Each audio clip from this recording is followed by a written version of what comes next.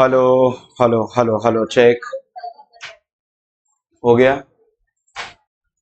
All your chit chatting is over. Welcome back, ladies and gentlemen, boys and girls. Hey,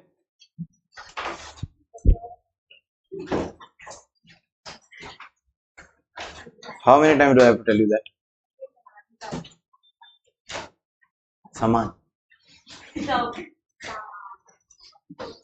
All right, ladies and gentlemen, boys and girls, we are going to be learning calculation of tax first as per the old regime, and this also is assessee by assessee. The first assessee for whom we will be learning tax calculation is an assessee called individual, natural person, human being. Tax rates for individual as per old regime. We will complete old regime of all assessees, then only we will go to the new regime. Individual in income tax law under the old regime will be divided into three categories. Category A, normal individual, which of course does not mean that B and C are abnormal. B and C are special. If you go in B and C, you won't come in A. Anybody who does not go in B and C will come in category A. Category B is the category for senior citizen. After a certain age, we will give you respect. And what is the definition of respect? We will take less tax from you compared to the first category. And then we also have a third category which is known as very senior, or some tax professionals also call it super senior citizen. When your age increases a little more, so we will give you more respect by reducing your tax. Highest tax by category A, then by B, and lowest will be C. A greater than B, B greater than C, of course, then A is greater than C. But the definition of senior citizen and very senior citizen will be required. Sir, when can we conclude that someone has become senior citizen? Gray hair, of course. No. Obviously, it will depend on age. Any person who is of the age 60 years and above will be considered as senior citizen.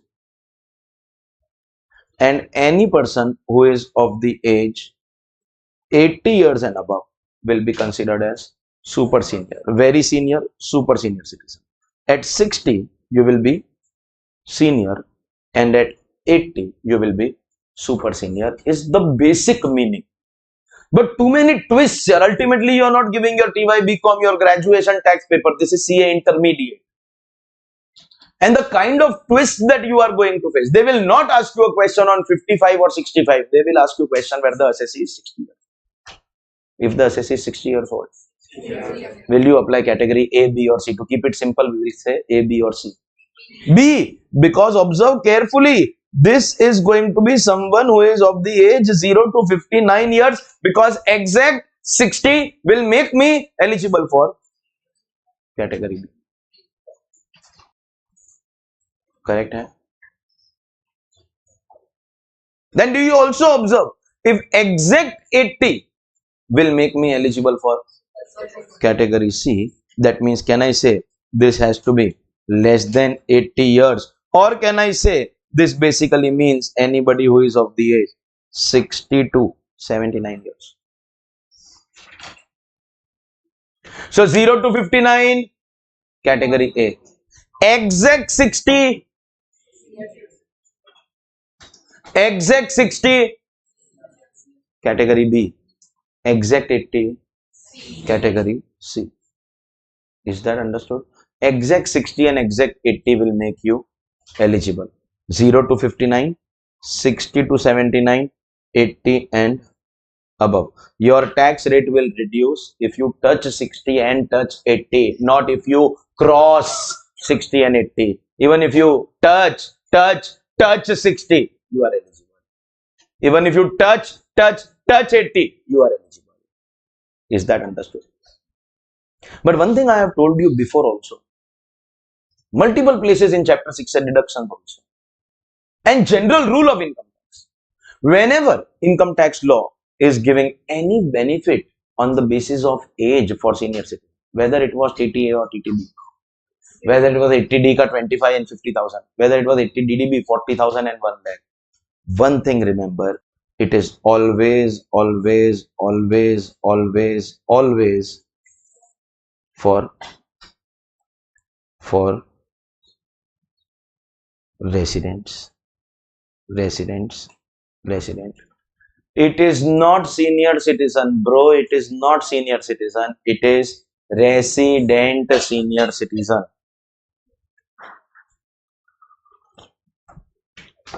It is not super senior citizen. It is resident super senior citizen. The category is not resident 60 to 79. The category is not 60 to 79. It is resident 60 to 79. The category is not 80 and above. It is resident 80 and above. Are you clear, everyone? Or that means, can I say, supposingly somebody who is 100 years old but non-resident, 100 years, non-resident. So income tax, non-resident, irrespective of age, will always come and form a part of normal individual. Category A is all individuals of 0 to 59 years. Category A is all individuals of 0 to 59 years and all non-residents of any age. Category B is resident 60 to 79. Non-resident will not come here. 59 will not come, but exact 60 will come. 80 will not come, but 79 will come. And category C is resident 80 and above. Exact 80 will also be covered, but only and only if you are a resident. Are you clear about the categories? One last explanation about the categories, and after that we go to the rates. See, you can't learn tax rates unless and until you understand who is this rate for. If you have grandparents at home who are not going abroad, they may probably come here. But if they stay abroad for a very long time during the year, then they will probably come here. You people, me, if we go abroad, we don't go abroad. We will always come here. You should know what is applicable to whom. Last question. Will exact 60 and exact 60 and exact 80 make me eligible for reduction of my tax rates if I am resident? Exact 60 is required, greater than 60. And same is the explanation for 80. So there is a problem here. Problem is, I should be 60 and 80 at what time? Understand this problem, please. Understand. Or tell me one thing, that everyone's birthday will be on 1st April only. No. Acha, people are born on different dates. Acha, okay. No, I was confirming, because when we have to confirm 21 plus 7 is 28, so we have to confirm everything. Okay. So the explanation about this, there is a question. I have to touch 60, I have to touch 80, but I have to touch 60. Touch, not cross. At what point of time? For example, when is your birthday? 14th October. What's so special about it? Nothing. Kya? Gandhi Jayanti.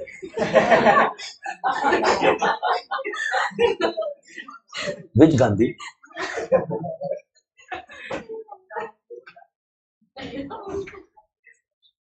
14th October. If you don't mind me asking, which year? ऐसे मतलब people say that never ask MBA his salary, CA his number of attempts, and a lady her age. But then I don't perceive you as a lady. You are my student, and student mein gender is not important. Okay. So 14th October. एक minute देख सुन. When I say student mein gender is not important, does not mean that you start saying, sir, I have a crush on someone with S. Sir, you only said gender is not important. एक minute, time please. No. 14th October 2003. That means I think you were born in previous year 3-4. Huh? Cut to 60 years from now. We go to the previous year 2063-64. You understand? Means I am talking about financial year 63-64. In fact, my explanation is also for 83-84. Understand? Khushi na? Huh. When this financial year started, at that time your age is 59 or you're 17. Think about it. When 14th October will come, at that time you will touch your 60 in this year and 80 in this year. This one particular year is going to come for all of us, that this year I am turning 60 or this year I am turning it.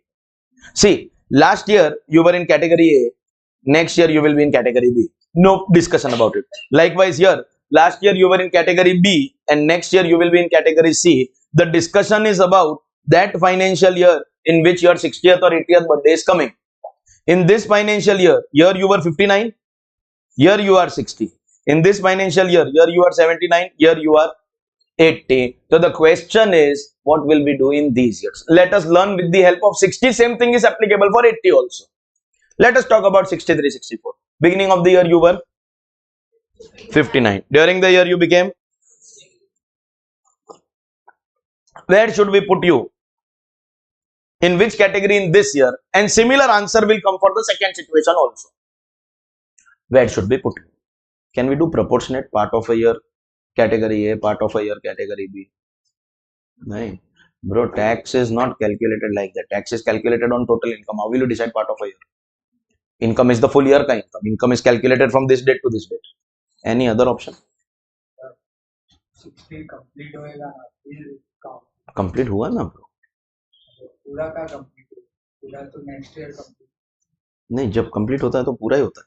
तो उसको 61 बैठेगा.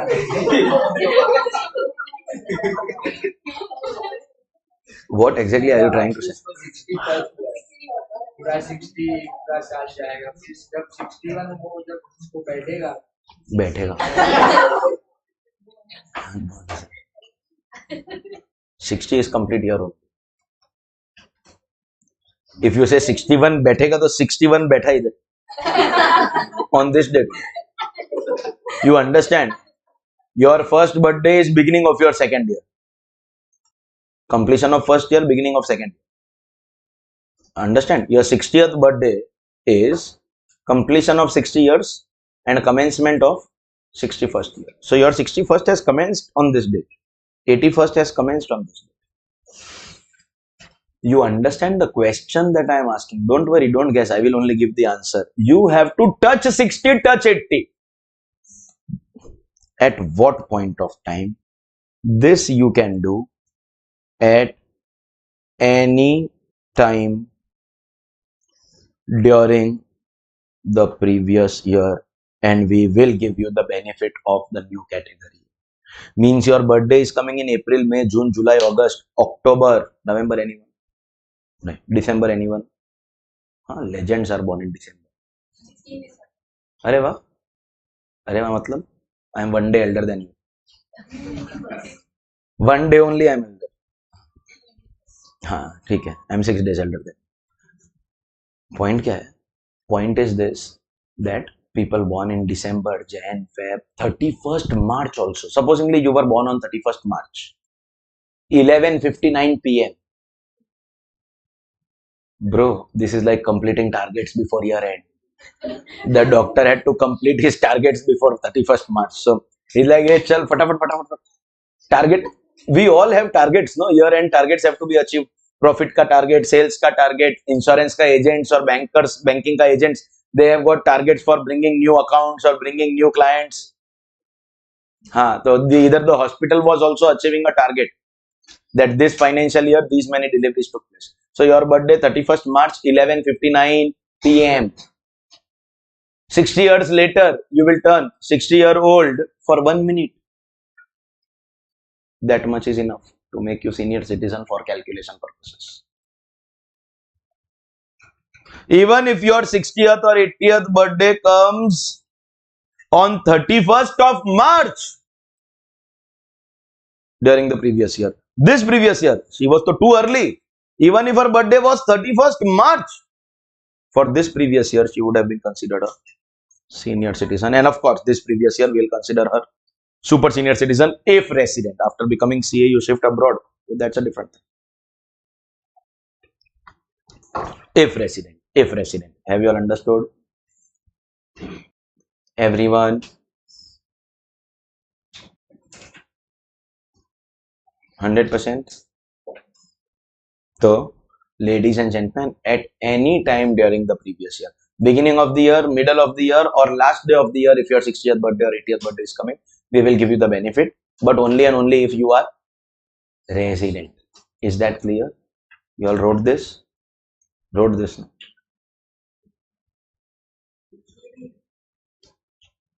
You wrote this at any time during the previous year? Bracket close किया? नहीं, because it is not over. This is clear. 31st March also your 60th or 80th birthday comes, you will be considered as category B and C respectively if you are resident. Then one day, CBDT, the father of Income Tax Department, came up with a circular. CBDT says, forget 31st March. If your birthday comes even on the 1st April of the assessment year, that means please understand, this full year, you were 59 years old. Year got over, new year started, and 1st April, I hope you understand that's your assessment year. This is your 60th birthday, or this is your 80th birthday, means this full year you were 79. This full year you were 59. Still we will give you the benefit of category B and C because your 60th or 80th birthday is coming on 1st of April. The idea behind this is, the logic behind this is this. Supposingly you were born on 1st April. So 30th April is completion of 1 month and 1st May is beginning of 2nd month. 31st March is completion of 1 year and 1st April, your birthday is beginning of the next year. So 60 years later, 31st March is completion of your age of 60. And 1st April of assessment year is your birthday because you were born on 1st April. That is beginning of your 61st year. So those born on 1st April will also be considered as senior citizen and very senior. 1st April of previous year, nahi. 1st April of assessment year also you were born. So we will consider you senior citizen or super senior citizen for the previous year which got over. Provided if and only if you are a resident. If and only if you are a resident. Everyone is clear on this? Mitro? Hello? So, if your birthday comes on 31st March or 1st April of assessment year, we will give you the benefit provided you are resident. Now you close the bracket. Still no? Now you can close. It is over.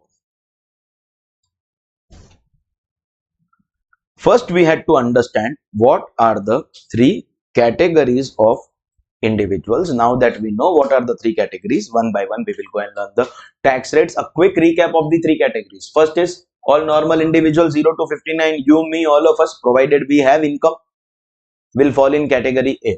Non-resident 100 years old also will fall in category A because category B is not senior or super senior B and C. They are resident senior and resident super senior citizen. Resident senior means 60 to 79, super senior means 80 and above. This 60 or 80 you don't have to cross, you have to touch. And when do you have to touch? You can touch this 60 or 80 at any time during the previous year, or you can touch this 60 or 80 on the 1st April of your assessment year. Everyone is clear? So we will go and learn tax rates of the 3 categories below the respective categories. So if I scroll it up and I teach you tax rates year and year, I think you will understand which category I am doing. Ladies and gentlemen, time has come to go and learn tax rates for the 3 categories of individual. We'll do them one by one. First category A, then category B, then category. See, India for the purpose of levying tax on individuals follows a concept called slab rates. Have I taught you slab rates? No! I only gave you rough idea so that you understand why SOP, LOP is required or why diversion of income is done. Why clubbing of income is required. You understand only if you have basic knowledge of slab rates. Now we will go to the advanced level. Category 1. First category of individual. Up to an income of 2,50,000, 0 to 2.5 lakh will not be paying any tax. This, ladies and gentlemen, can also, in technical language, in income tax language, this can be referred to as the basic exemption limit. If you are ever asked what is the basic exemption limit, For individuals, your answer is going to be rupees 3 lakh. 3 lakh. Basic, sorry, 2 lakh 50,000. 3 lakh is category B. Basic exemption limit 2 lakh 50. Till income of 2 lakh 50, you don't have to pay any tax. But then listen, when we say income, obviously we are checking your NTTI. We are not going to say 2 lakh 50 salary, so no tax, 2 lakh 50 house property, so no tax. No, sir. Then your income is 5 lakh. We calculate tax as per that. On your total income, first 2 lakh 50, no tax. However, if you cross 2 lakh 50, then from 2 lakh 50 to 5 lakh, in the next slab, you will have to pay tax of 5%. Now, this is where you will actually understand what the slab rate system is. While doing the rough idea also, I told you. Supposingly, my income is 4 lakh. So, am I crossing the basic exemption? I will have some 5% tax. But that is not going to be 4 lakh or 5%. Whatever be the upper side, my total income 4 lakh, 40 lakh or 40 crore, the first 2 lakh 50,000 will be taxable at 0%. After removing that 250, in my 4 lakh example, how much is remaining? 1.5, then only that 1.5 will come. That is the meaning of slabs. Your total income will be divided into small parts and rate will apply part by part. This much part, first 2.5. Do you realize this much part is the next 2.5? How I got 2.5?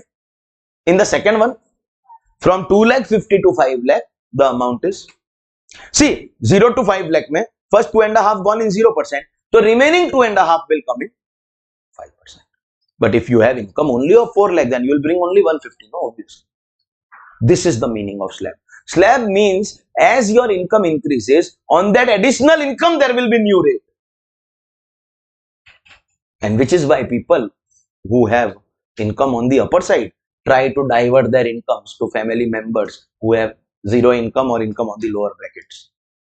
Next bracket is from 5 lakh to 10 lakh. Now I want to know from you, how much is the income in this bracket? 5 lakh. How did we get 5 lakh? 5 lakh to 10 lakh. We will apply 20%. And ladies and gentlemen, the moment you cross 10 lakh rupees, any income after 10 lakh will be taxable at 30%. Till infinite amount of income, whether your income is 11 lakh, 21 lakh, 1 crore 11 lakh, 10 crore 11 lakh, 100 crores. After 10 lakh, everything will be taxable at 30%. If my income is 11 lakh, then 1 lakh at 30%. 15 lakh, then 5 lakh at 30%. 1 crore, then 90 lakh at 30%. After 10 lakh, everything will go under 30%. These are the brackets of category A, normal individual. You and me, if we pay tax as per old regime, this is how we are going to calculate the tax as per our old regime. Everyone is understanding? To help you to calculate tax in the old regime, we will take an example. Let us assume your net taxable total income is 12 lakh rupees. If your net taxable total income is 12 lakh rupees, my first question is, will you go in 30%? Yes. So 12 lakh into 30%? No. We will divide your income into small parts. The first part will be income of rupees 2 lakh 50, which will be taxable at 0% because it is basic exemption. So when we apply 2 lakh 50, 0%, how much tax we will get in this bracket? 0. The next bracket has how much income in it? 2 lakh 50. And what is the rate that we are applying?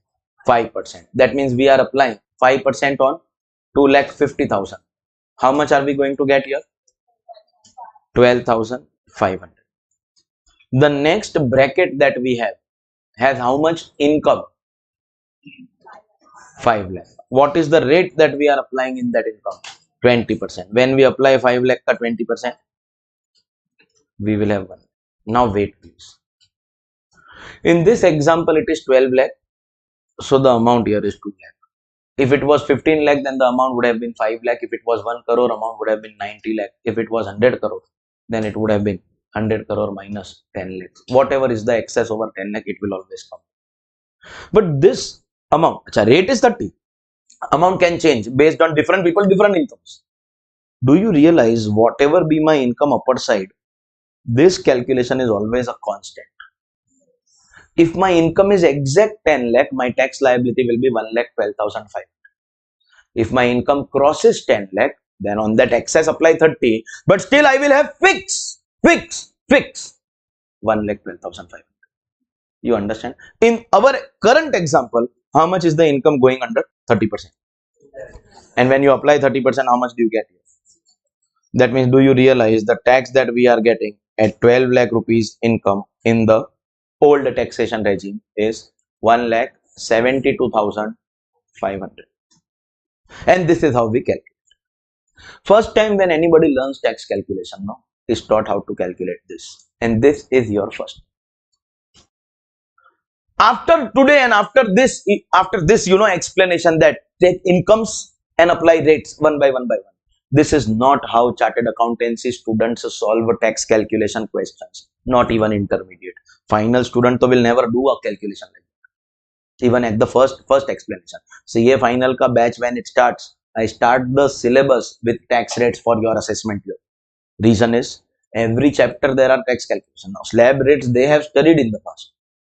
But in the last 2-3 years between your inter and final, what are the changes in slabs? I directly start syllabus because there is very next chapter double taxation relief, which is giving you a question, calculate tax. So we cannot solve any question of any chapter without knowledge of tax rates at the beginning itself. But in inter, we have to first complete entity.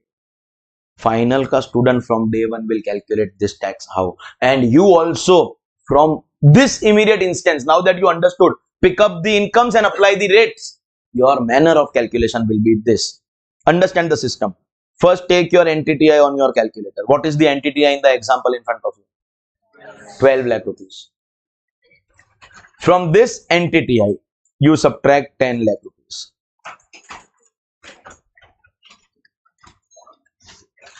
So you will get the excess over 10 lakh. On this income, you will apply 30%. That means we have applied 30% on anything after 10 lakh. And in the tax that you have so calculated, you will be adding that fixed tax till 10 lakh. Your upper side, your income is 10 crore or 100 crore. Till 10 lakh, your tax is going to remain fixed, which for category A is 1,12,500, giving you your total, do you understand, of 172,500 is how we always calculate. In fact, suggested answers of ICAI are made like this. Supposingly 2 lakh, supposingly 12 lakh is only your exam question. So you say 2 lakh into 30% plus 1,12,500. How we got that? Bro, this is how we got. This is the explanation. Otherwise, exam mein we always give this presentation. Always. Understood? Everyone?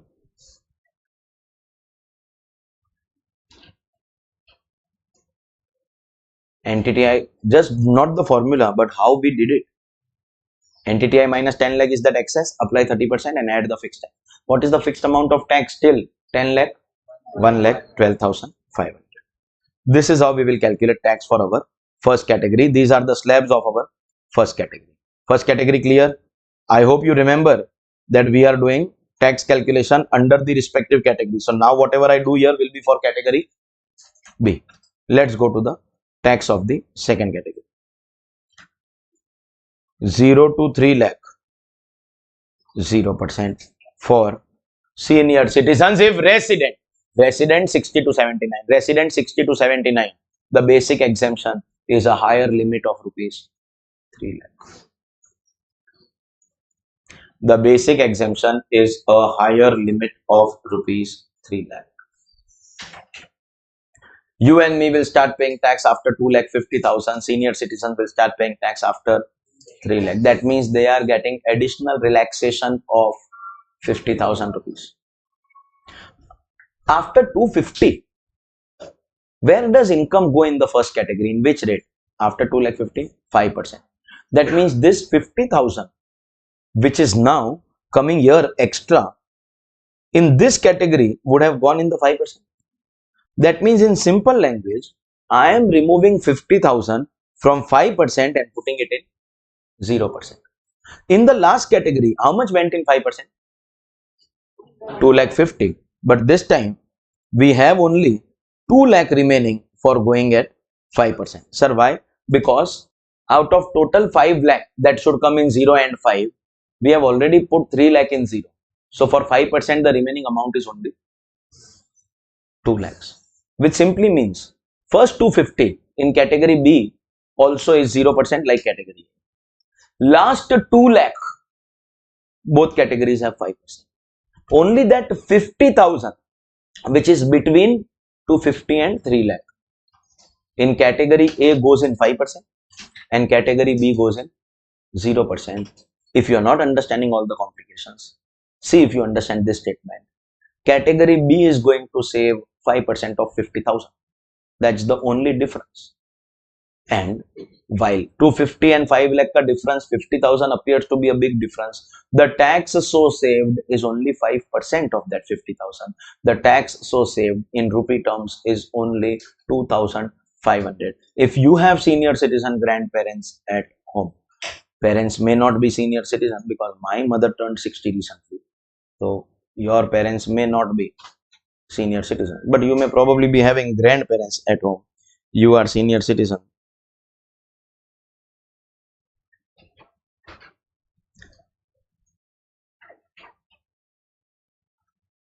Go tell them that income tax law gives you respect because you are senior citizen, they take less tax. Then they will ask you monetary value of that respect. Tell them the value of your respect is rupees 2,500. Don't actually do that. Huh? Otherwise, you all know pokal bamboo. But that's what we have done. Because after this, everything is same. So from 5 lakh to 10 lakh, same 20%. And after 10 lakh, same 30%. If we take the same example for comparison, we have to take the same example. Supposingly your NTTI is 12 lakh rupees. With numbers, you already know that the difference will be 2,500. You know, even before doing anything, if the difference is 2,500, the answer is 170. But let us derive that 170. How much amount in 0%? How much amount in 0%? Apply that 0%. You will get nil. Then next is 2 lakh. You will apply rate of. So you will get. And do you remember how much we got at 5% here?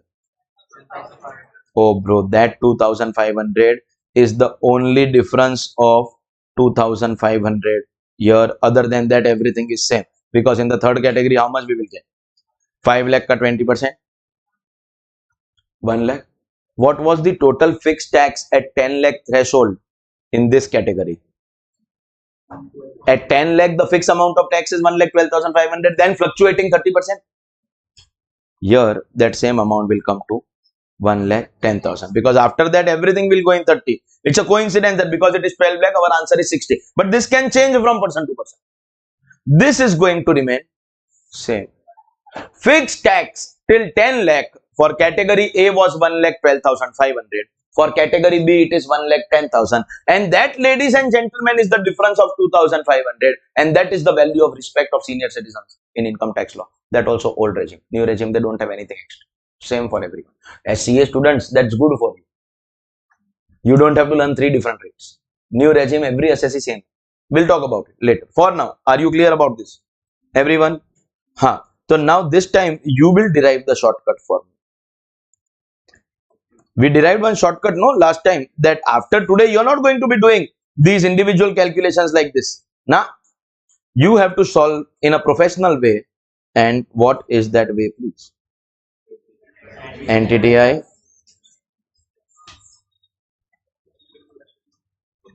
Ha bolo. First take NTTI minus 10 lakh. This will give you the excess over 10 lakh. What to do with this? Into 30%. And then in this amount do what? Add 1,10,000. That will give you what, bro? Tax payable, tax liability of category B. Is that clear?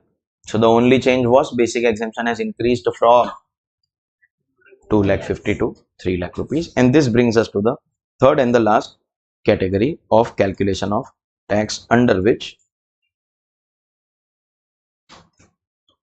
0 to 5 lakh there will be no tax. Super senior citizen has got basic exemption of 5 lakh rupees. So basic exemption for you and me 250, senior citizen 3 lakh, super senior 5 lakh. Till 5 lakh rupees they are not required to pay any amount of tax. But here, you can make a small mistake by doing what? The habit of memorizing things without understanding.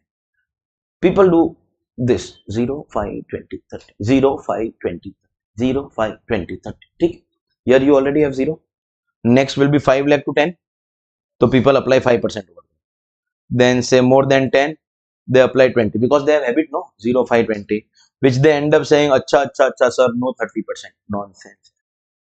Nonsense. There is no 5% bracket here.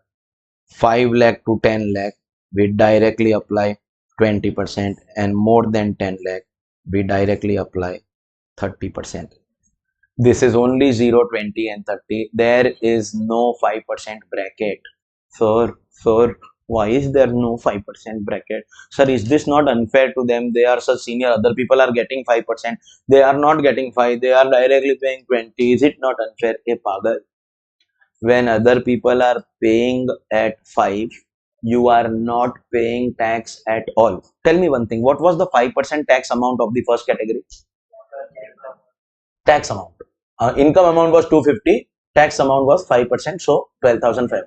What was the 5% tax amount for category B? That 12,500 or 10,000 is their saving. If you compare with the first category, their difference will be 12,500. From the second category, the difference will be 10,000. Because between these two, 2,500 ka difference we have already seen, no?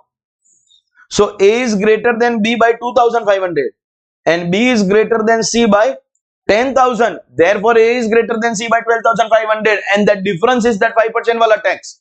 And still, if you want monetary proof, numerical proof, so well, ladies and gentlemen, let us take one more time an example where your net taxable total income is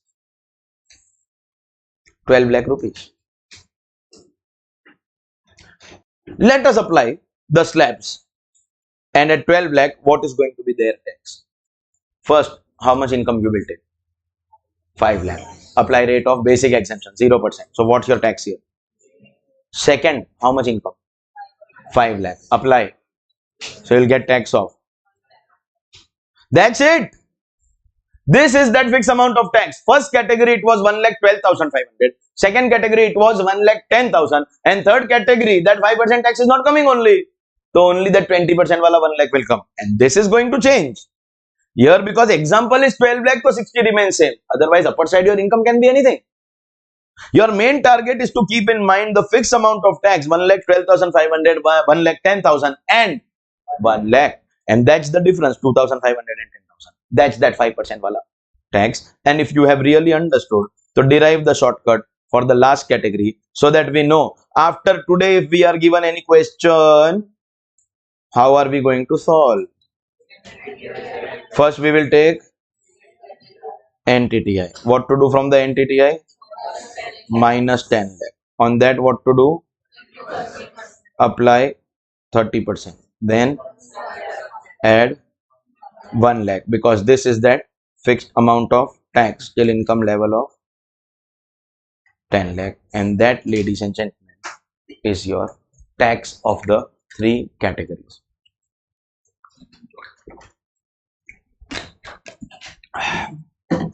The only difference being their basic exemption and 5%. If you observe carefully, that 20 and 30% of brackets are same. Correct, eh? But I have 2. One nahi. One good news, one bad news. 2 bad news. Are you clear about the tax slabs applicable for individuals in all the 3 categories? 1A, 1B, 1C. Bad news number 1. That you are not going to apply these slabs like this always. certain incomes are taxable at special rates. You can't apply the above slabs. And by the way, I can tell you very safely that at CA Inter, you have only four. 111A. Stock market, short term. There is only one special in short term. All other short term go in normal rate. Stock market, long term. All long term. Means long term is always special. Short term only in stock market. And of course, 115BB, that is casual winning. These incomes are taxable at special rate. And therefore, you can't calculate tax on slabs on them. This also at that rough introduction I had done with you. For these incomes, what do you have to do? You first take your NTTI because NTTI has to include them. Just because it is special rate does not mean that you don't write in NTTI. Will they be a part of NTTI? And what to do after that? Segregate them into incomes which are normal incomes and incomes which are special income. On normal income, we will apply the above slabs. The special incomes will be taxable at special rates. That means, supposingly this 12 lakh ka figure that we took in example had 5 lakh casual winnings. So we would have calculated tax only on 7 lakh.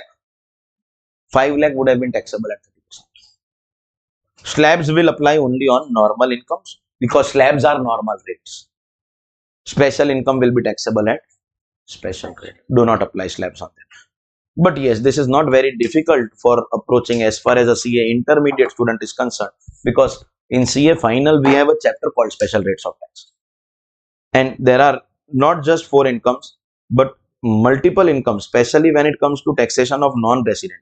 When someone from a foreign country comes to our country and earns money in the form of dividend, mutual fund profit, interest, royalty, fees for technical services, there are special rates of tax for all of them for non-residents. Inter ka special rate part is a very easy part for incomes. Topic over. Still in your exam it is little complicated because for short term as well as long term there is pre-amendment and post-amendment, 2 different rates that you have to remember. Otherwise in the long run it is going to be very easy. In fact, long run it is going to be even easier for future students because all long-term capital gains are going in 12.5, unlike the pre-amendment era where 112 was 20, 112A was 10. There was a lot of confusion over there. Things are going to be very smooth in the coming future by the time you are in CA final. Correct? Hai? But then auntie is still there, so you can never be sure about it. Is this clear that you may not apply the above slabs? You will not apply the above slabs directly. First, examine if there is any special rate, and therefore, while writing chapter 6 deduction, we always write maximum in bracket so that it comes as a hint to us that if there is any special rate income, we won't give deduction and separate it while tax calculation. It will work as a hint. And second bad news. Supposingly you calculate also that slabs now and special rates, so we had completed in the respective chapter. So now are you aware of all normal as well as special rate? So take your NTTI, segregate and apply the rate. You'll get tax year and year. You'll add the 2 tax, so you'll get total, no? Tax as per normal, tax as per special, tax as per normal, tax as per special is total. Bad news ye hai. The above total tax that you have calculated. How have you calculated? Normal plus special. The above total tax that you have calculated, that is normal plus special, is only basic tax. Is only basic tax.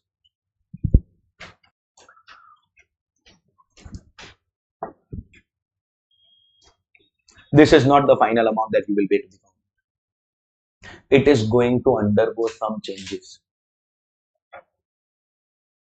Supposingly I come and tell you your tax is 170 to 500. Let's keep the first assessee in our mind as an example. 170 to 500. So as a taxpayer, if your chartered accountant is saying pay 170 to 500, so you will believe that this year I have to pay to government this much. But what if I add a sentence? Listen, but this is not final. It will change. So will you not abuse your fee? Like a pagal, change and give. If it has to change, then change. No. Change and give. The above tax is going to change due to some concepts.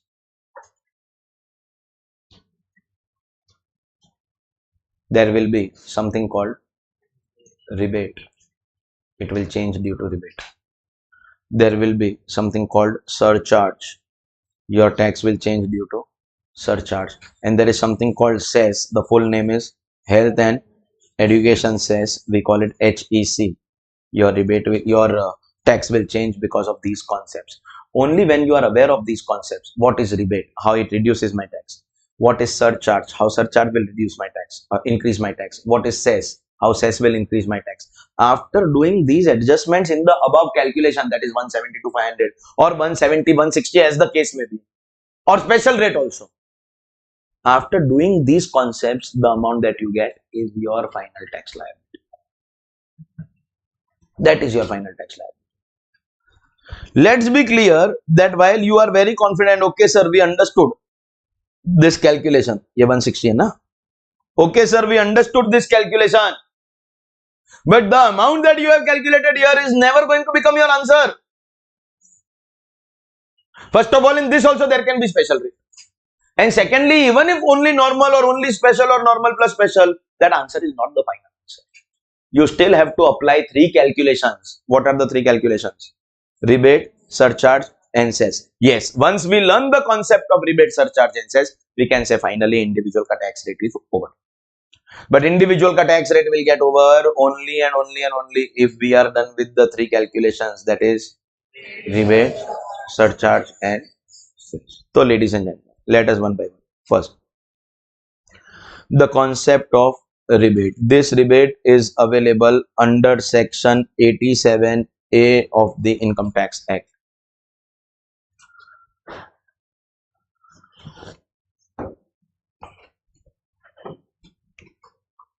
Rebate under section 87A of the Income Tax Act itself. Then whenever you come across these poor, beggar, garib, pava pittavan words, गरीब correct है ना? तमिल में भी same है. हाँ, I thought guessed in Malayalam. Fantastic. Whenever you come across, I repeat the poor words: rebate, relief, reduction, credit. It means we are going to reduce. What? Open your eyes, ears carefully and observe. This is going to be reduction in your tax. The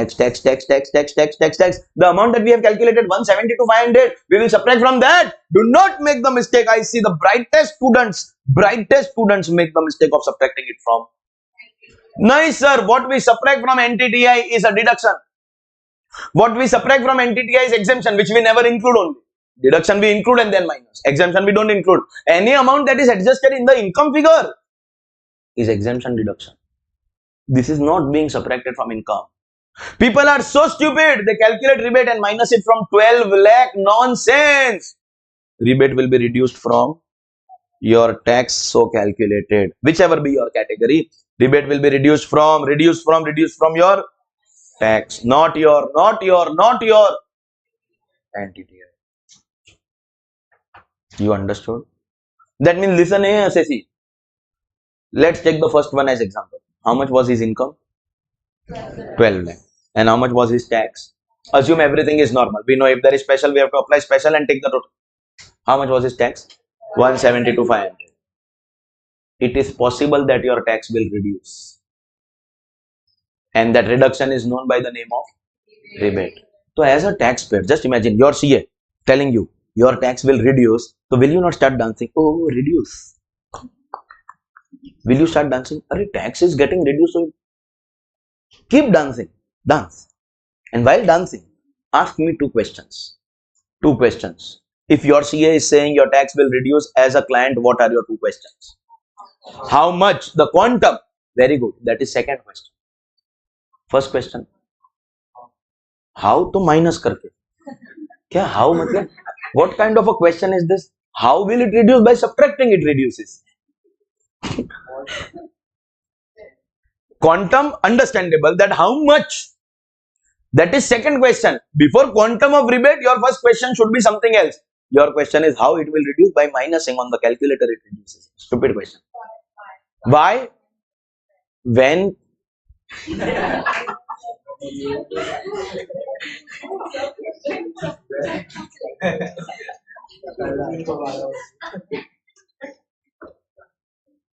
They have asked me all questions. Enta, endukund, evade, everything. No, but still not the correct question. Forget about answers, you're not asking the correct questions also. For which assessee? This is still sensible question. Or do you mean to say that what do I have to do to get this? For which assessee basically means that only, no? Because if your question is for which assessee, I am doing individual means for individual. Later I'll go to HUF, then for HUF. It will go from that way we are doing assessee by assessee. I know you did not mean it that way. Your question was this only, sir. When you are saying there will be rebate, who will get that? Will everyone get that rebate? If everyone is getting rebate, so sir, separate here only. No? Why are you doing a separate? The point is that all the assessees or all the individuals or all categories ABC are not eligible for rebate. Some will get, some won't get. Those who won't get rebate, 170 to 500, 170, 160 is your final answer. But those who will get rebate will subtract something. Quantum later, but the first question is, what do I have to do to get that rebate? Who will get rebate? Because everyone won't. So the question is basically, what are the conditions? Some are asking how. How will you get?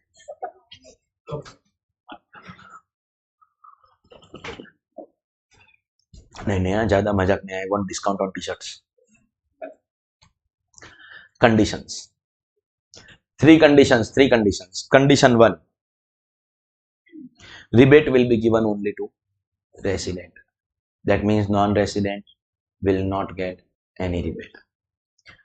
Plus sign and means the cumulative condition. Rebate will be given only to individual. That means HUF, AOP, company, firm, LLP will not get any rebate. Cumulative, third and the last condition. Three conditions to get rebate. Third and the last condition. Your entity, eyes open, ears open, wide open. Please observe. We will subtract it from tax, but check your entity. If entity is within this limit, then reduce from tax. Check entity minus from tax. Check entity minus from tax. Your net taxable total income should be should be what? Less than 5 lakh. Nonsense. If you read nonsense, you store nonsense, somewhere your subconscious mind will always have nonsense in it. Less than 5 lakh. Because in CA exam, your question will not come on 4 lakh or 6 lakh. Everyone knows 4 lakh yes rebate, 6 lakh no rebate. Guess karo, their exam question will be on exact 5 lakh. And at that time, the value of equal to, you will realize at that time what is going to be your rebate. Whether there will be rebate at exact 5 lakh? Yes. So you can't be saying, you should be saying, actually in the law they have written not exceeding 5 lakh. Confusing language. Simple language, up to 5 lakh. Even easier language, less than or equal to. One day someone asked me, sir, how do you make everything so easy? I said there are 3 ways of learning anything. 1, hardcore technical language. 2, simple language. And 3, my language. For example, there is a concept in financial management. In hardcore technical language, it is known as arbitrage. In simple language, it is called risk-free guaranteed profits. And in my language, I call it your neighbor's wife. Risk-free. I won't tell anything to her husband. She won't tell anything to my wife. And guaranteed profits. नहीं समझा? It's okay. Hardcore technical language, in the act they have written it like this: not greater than, not exceeding 5 lakh. Simple language, up to 5 lakh, or even best what you are comfortable with, less than or equal to 5 lakh. At exact 5 lakh you will get it. Is that clear? So, ladies and gentlemen, the three conditions to get rebate. Three conditions, three conditions. If you fulfill three conditions, so you will get rebate. The three conditions are resident, individual, income up to, less than or equal to, resident, individual, income up to, check income, but later minus it from. Three conditions to get rebate. Cumulative conditions. What are they? Individual, income up to 5 lakhs. Now, if I fulfill the three conditions, there will be a question.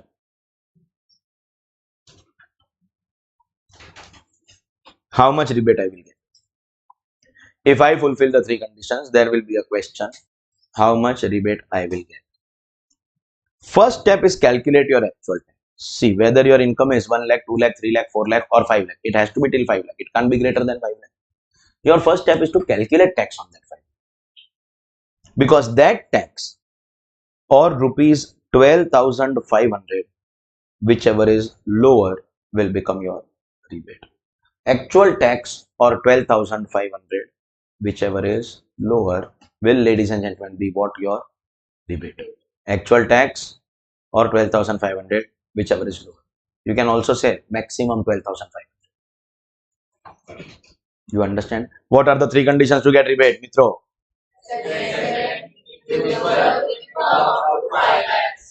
That means you will check your income, and once you fulfill the conditions, subtract the rebate from tax. How much you will subtract? Actual tax or 12,500. Let me see how much you are understanding. Example 1. Do you know A, B and C above? Let us assume they are resident individuals. By the way, B and C have to be resident individuals. If they are non-resident, they won't go only in category B or C.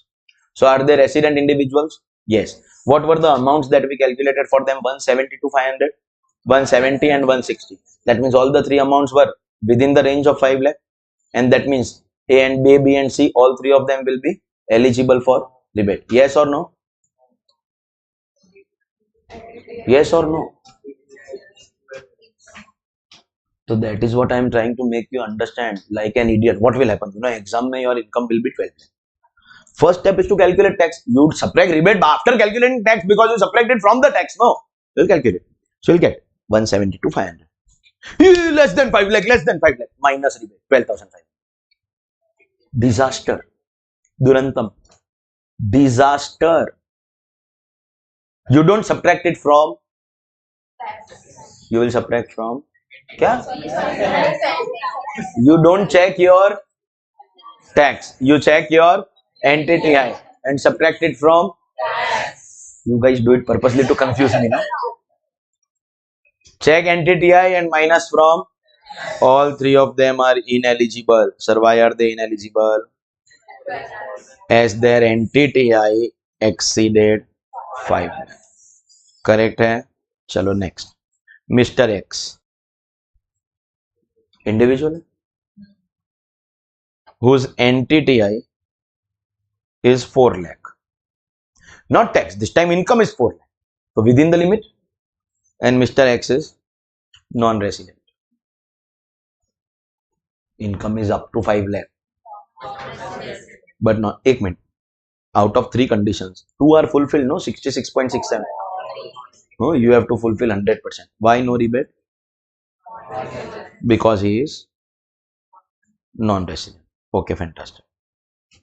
Resident this time. So that confusion is over.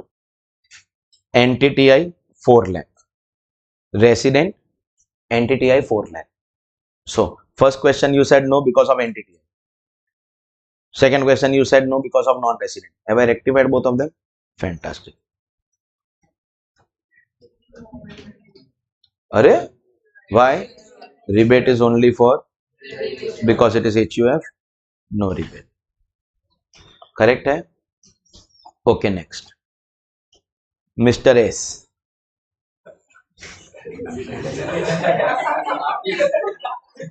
Kya? Mr. S. Age 36 years. Age is important because without age you can't calculate tax. But I must tell you one thing. If your exam question is silent about age, you have to do category A. And if your exam question is silent about residential status, it is resident. Non-resident only if specifically given, senior citizen only if specifically given. So age 36 years is a resident. You think I look at my eyes? You think I've ever gone abroad?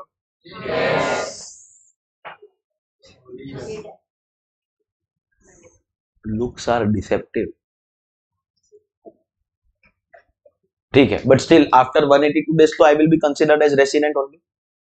Can no? If you spend 182 days in the previous year, you are resident. मतलब you don't know residential status. Outside India. If I spend, I have been abroad, yes, many times because of my CA degree. You have plans or hopes of foreign holiday because of CA degree. It all happens because of CA degree. I got rich father-in-law, so he sponsors everything. Ripple effect, you understand? CA degree, so rich father-in-law, so foreign holiday. Simple है. Need more motivation? So no. Once I spend 182 days in the previous year, I am going to be considered as resident. So I am resident. And because you were looking into my eyes, I still want you to guess the NTTI. NTTI, by the way, I am below basic exemption limit. I am below basic. It was not true or false question. I am below basic exemption limit. But for example purposes, I give you 4 lakh because below basic exemption tax will come 0. Then how will we calculate rebate? So 4 lakh. My first question: am I eligible for rebate? How? 3 conditions to get rebate. The 3 conditions are: resident, individual, income up to 5 lakh. Have I fulfilled all of them? Yes, I am eligible. But I can't subtract rebate without knowing my tax because I don't have to subtract from income. I have to subtract from. So first calculate tax. And by the way, did I tell you that this is only known as basic tax on 4 lakh? I gave you age, so you know the slabs, no? 7,000 basic tax, 7,500. Am I eligible for rebate? That we already discussed. By the way, you must always first calculate this, and after doing this, check if there is rebate. Because if this was 0, for example, what's the point in wasting time in thinking about rebate? Ultimately, for subtracting, you need some amount. No, first calculate tax, then think about rebate, surcharge, and all that. Yes, I will get rebate.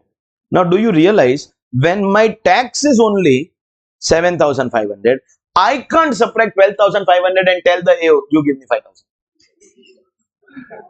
Yes, you go and tell your AO what? You give me 5,000. No, no, no. It is going to be 7,500 or 12,000, whichever is lower, making it 0. Correct hai? Chalo. Next. Assessee is same. So till here it is same. I am only changing the entity. So it is still me, Mr. S, 36 years, resident. Last time how much was my NTTI? 4 lakh. But when I told my class that my NTTI is only 4 lakh, they really felt for me. Bola, sir, how you must be, you have a family to feed. They started doing prayers because UPI they are not doing. I said I prefer UPI, but UPI they were not doing. So they started praying for me. Sir, we pray to God that your income increases, and my income increased. My 4 lakh became 5 lakh. While rupee terms mein, you must be thinking, sir, only 1 lakh. But that way, if you understand, it is 25% increase in mine.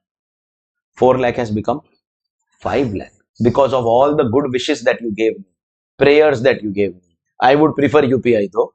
With all your prayers, my income became 5 lakh. Am I still eligible for rebate? Yes. Arey 5 lakh equal to is also eligible. So once again, first calculate basic tax at 5 lakh will be 12,500. Correct hai? Now do what?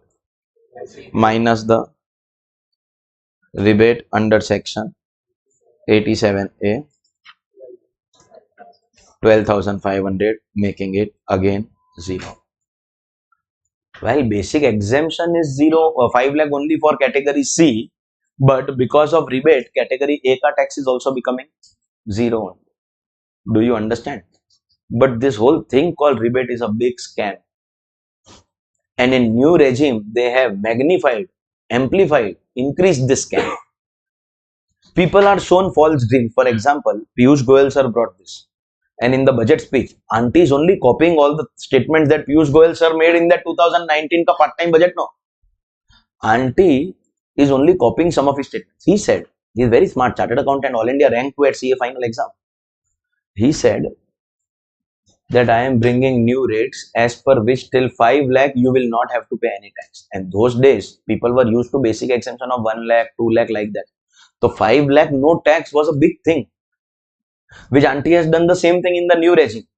Till last year it was 7 lakh, and now this time she made it till 12 lakh, but not realizing one thing, that this whole thing called rebate is basically to fool people, is basically only to show that amount as 5 lakh or 7 lakh or 12 lakh, not realizing the fact that, chalo understood that till 5 lakh it is becoming zero, but supposingly my students give me little more good wishes.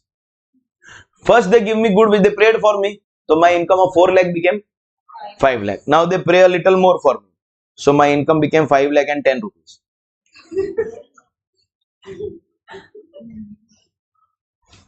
As funny as it may sound, but it is still increased from the previous level. At least it has not gone down. So not a problem. Now my new income is 5 lakh 10.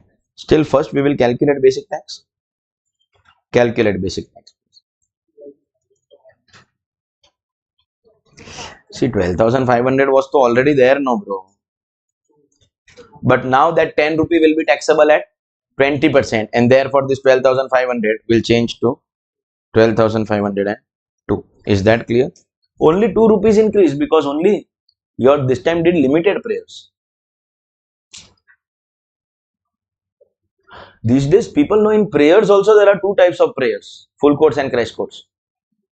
But then they have less time when they go to the place of worship, they finish in 2 minutes and leave. Otherwise you can spend 2 hours also. So these prayers were limited prayers. Bro, I still prefer UPI. What's your next step? Sir, why no rebate? Because income has exceeded 5 lakh. And this is the game. In the new regime, the same threshold is 7 lakh rupees. So till 7 lakh, you can take rebate and make it zero. But the point is again, sir, here 5 lakh, there 7 lakh. If you only utilize your 80C and 80D, so that 7 will also become 5. Plus the other things that you have to forego for the new regime. Massive. That 5 and 7 ka gap was so small that auntie has now made it 12 lakh. Till 12 lakh, as per those rates, it will come to 60,000, but you will get rebate and make it zero. So auntie announces in the budget, what? Any person having income up to 12 lakh rupees will not have to pay any tax. But mark the words, only if the income is up to 12 lakh, or as Piyush Goyal sir said, only if income is up to 5 lakh, without telling the person. What if it crosses 5? What if it crosses 7 lakh? In your syllabus, it is 7 only in new regime.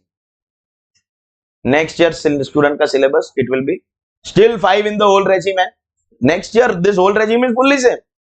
New regime, it will be 12 lakh. But auntie, if it is crossing 12 lakh rupees, then what, auntie? That I won't tell you. Full tax will come. Full tax will come. Like here also, full tax is coming. You won't get rebate the moment you cross this threshold. Understood? Majja hai, majja, majja. Everyone. Clear hai? Fantastic. So at 5 lakh and 10 rupee, you won't get rebate and have to pay full tax. Now, an intelligent student who understood everything, understood only in example 4 and 5 there was rebate because all the conditions were fulfilled. But an intelligent student still has a question. You know, sir, that means the highest income threshold possible is 5 lakh. Because the moment I cross 5 lakh, I am disqualified. Sir, so at 5 lakh, the tax was coming at 12,500. In fact, category B and C, so it is still lower. B, it is 10 only, and C, so it is not there only. 5 lakh is basic exemption. Then what is the need of this, sir? This was not required. You could have said actual tax. Actual tax in any case is not higher than 12,500. Think about it. Example 4, we got rebate. Actual tax was 7,500.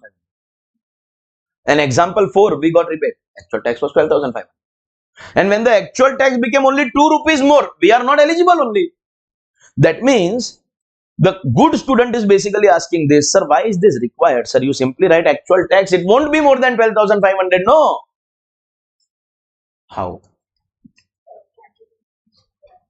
Ladies and gentlemen, normal rate tax will never be more than 12,500. So if we say only actual tax, no problem. But by chance, same assessee, same NTTI, 5 lakh, but giving you the details of this 5 lakh contains salary of rupees 3 lakh and long-term capital gain taxable under section 112. Long-term capital gain taxable under section 112. For example, sale of house, 2 lakh rupees. And this took place on 31st March. You all are the only batch in history where I will have to give you date of LTCG. Because if it was 22 July, the rate would have been 20% on this. But if it is 23 July, the rate will be 12.5%. What is my total income? Salary and LTCG are my only incomes and my NTTI is clearly given. In fact, I gave you NTTI first, then I gave you the division. So we have to calculate tax on 5 lakh. Will you apply slabs on 5 lakh? No. How are you going to calculate tax on this? Segregate karo. On LTCG, we will be applying 12.5%. So how much are we getting? 25,000. And on your other income, you will be applying slabs. When you apply slabs on 3 lakh rupees, what are you getting? 2,500. Giving you your basic tax of. Am I eligible for rebate? Yes, because income is exact 5 lakh. Resident individual income up to 5 lakh. And this time, the rebate is going to be only 12,500. Do you understand?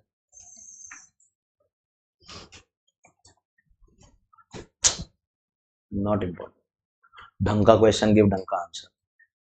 Understand what I am trying to make you understand. I said that a good student will ask question. No one asked also. I only asked the question. I only gave the answer. Normal circumstances till 5 lakh, your tax may not cross only 12,500 and just keeping actual tax as rebate is also okay. But by chance your income contains any income taxable at special rate, then we will have to, what bro? Check what is the total tax coming, which can be more than 12,500. Your rebate will be restricted to 12,500, which is why, ladies and gentlemen, kya? Actual tax or 12,500, whichever is. Everyone is clear? And at 5 lakh 10 rupees, no rebate. Is that also clear? Fantastic. We are not done. Under the concept of rebate, we are done with two things. One, the condition to get rebate. Two, the quantum of rebate. What are the conditions to get rebate? And what is the quantum of rebate? Actual tax. Correct hai? But please note the following 2 points. First point, you will not be getting any rebate against the tax that you have calculated under section 112A. No rebate will be given against 112A ka tax. Sir, what is 112A ka tax? Long term stock market mein you won't be getting rebate. Sir, why? I'll make you understand with the help of an example. Again, example mein assessee is same. This time assessee is giving you income data as salary of 3 lakh and your long-term capital gain of 112A stock market of 2 lakh, again which took place on 31st of March. Because once again, problem hai na, that if it takes place up to 22 July, then we would have applied 10%. And if it takes place from 23rd July, then we will apply 12.5%. So therefore, I am giving you this 5 lakh rupees. We have to calculate tax on 5 lakh. How will we calculate? Will we apply slabs? No, we will segregate. Segregate into LTCG. How much is that? 2 lakh. And other income 3 lakh. Correct? Hai? On other income, we will apply slabs. On LTCG, what are we going to do? Listen. 1 lakh. 1,25,000, no tax. First 125 is basic exemption here also. That is also amendment. No, last year it was 1 lakh. First 125, nothing. So how much is remaining? 75,000. 75,000 will be taxable at 12.5%. That is tax on LTCG. And how much tax you get as per slabs?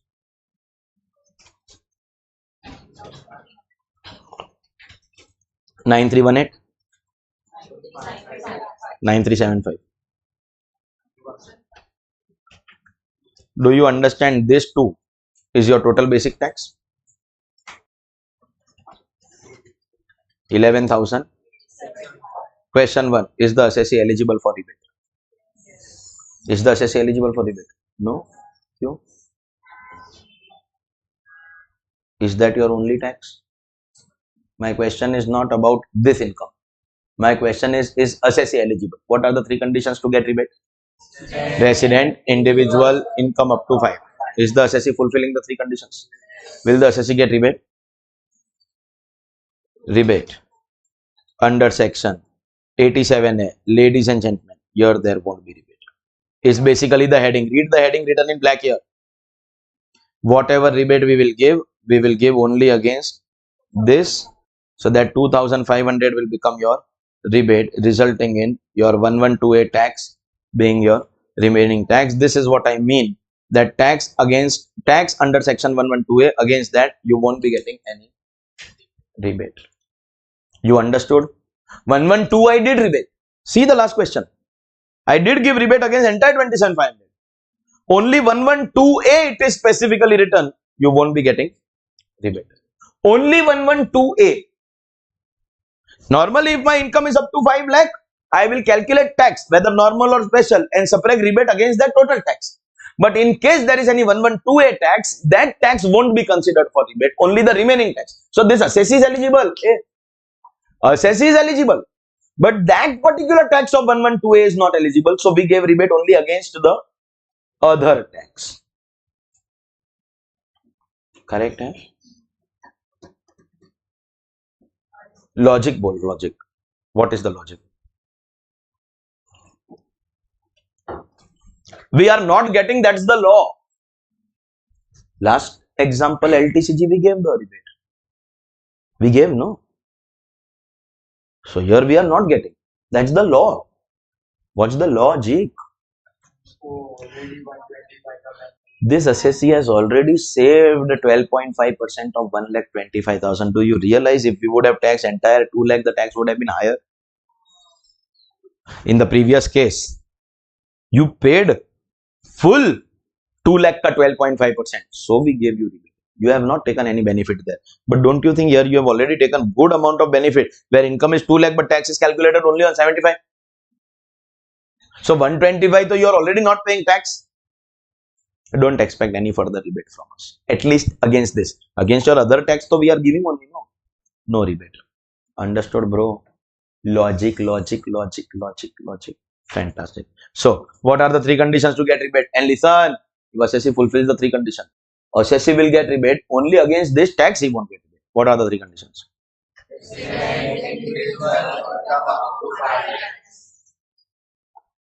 Resident, individual, correct है?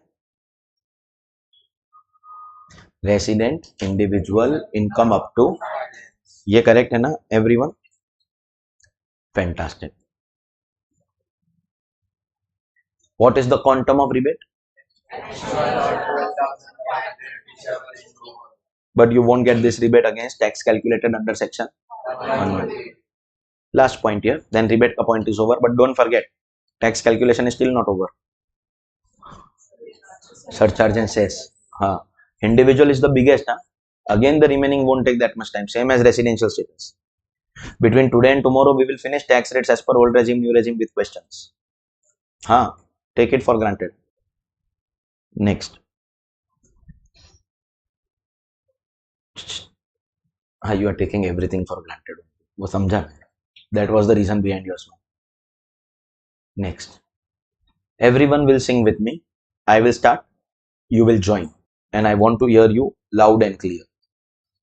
First, I will speak the lyrics in slow speed. Once I increase my speed and I am in the full flow, you have to join. Two people. Simple lyrics. Two people. Three incomes. Bus. Song over. Two people, three incomes. Two people, two people, three incomes. Two people,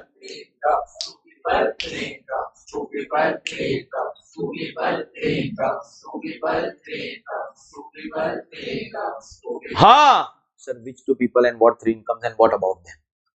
Two people. Resident individual, resident HUF. Sing the song. Wait, which two people? Continue the lyrics. Wait, which three incomes? Income under section 111A. Are you aware of this? Short term. All short term? No, only stock market. Income under 112A and 112. Two people, three incomes. Which two people? Which three incomes are allowed to utilize their unexhausted basic exemption limit? They will be allowed to utilize their unexhausted basic exemption limit.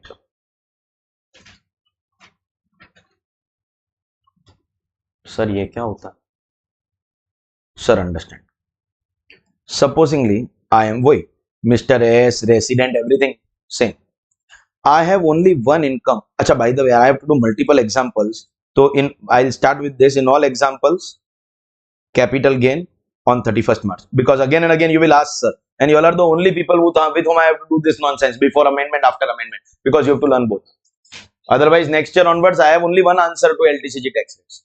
To keep it simple, my example LTCG are after wala date. So for short term, you will apply 20%. I hope you are understanding.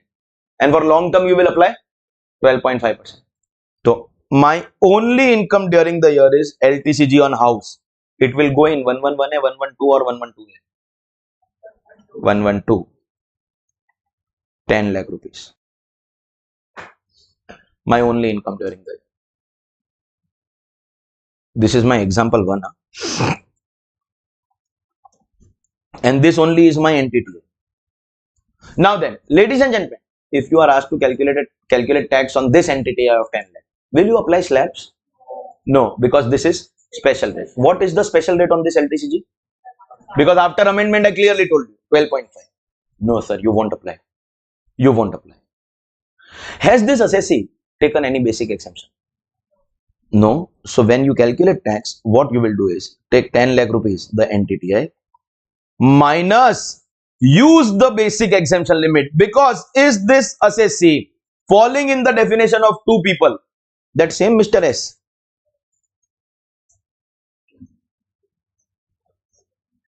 Is he falling in the definition of two people?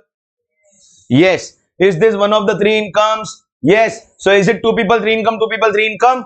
And read what we have written in black color. We will be allowed to utilize our basic exemption limit. What is my basic exemption? Utilize that basic exemption. Utilize that basic exemption. And what are you left with? 7,50,000. On this, you will apply your 12.5%. Now, are you able to read what we have written in the heading? Understand and interpret it. Two people, three incomes. Only two people have this benefit. So, if this was non-resident, I would have calculated 10 lakh into 12.5%. Only two people, only 3 incomes. Only 2 people, only 3 incomes. Who are the 2 people? And only 3 incomes they are. So before we apply tax rate, we will take the basic exemption. We have utilized that. For a non-resident, we would have directly done 12.5%. ये clear है everyone? Fantastic. Second example, same assessee, salary 1 lakh, and that same LTCG on house 14 lakh. What's your NTTI? We have to calculate a tax on 15. Chalo, let's apply slab 0 to 250, 252. No, we will have to segregate into 14 lakh the special income and 1 lakh. If I wouldn't have taught you this concept, then what would have been your answer? 12.5 slabs. 12.5 slabs. So here we apply 12.5 and here we say 0 because below basic exemption. Correct? No, we won't do that. We will utilize basic exemption. What is basic exemption available to this assessment? 2 lakh 50. So we have to minus 2 lakh 50. So the mistake that you will make is, sir, this is taxable at first 0, then 5. So it is better to adjust 2.5 here and pay 5% on this. Sir, then you have not understood the statement here. First basic exemption will go to normal income. How much is my normal income? So I can only use the unexhausted figure. What is that unexhausted figure? So the unexhausted basic exemption is only 1 lakh 50. I will subtract from this side and bring it to this side, which will complete my basic exemption, and only on the remaining 12.5 lakh I will apply the capital gain rate of 12.5%. Only on the remaining amount. Did you understand? Unexhausted amount. Supposingly in this case salary was more than 250. This concept is only not applicable because I have already utilized my basic exemption. This whole concept is on the understanding, on the basis, on the fact that there is unexhausted basic exemption. And who will be allowed to utilize? Resident individual and resident HOF. Is that clear? Only 2 people, only against 3 incomes. Everyone is clear? Okay. Are the 2 examples clear?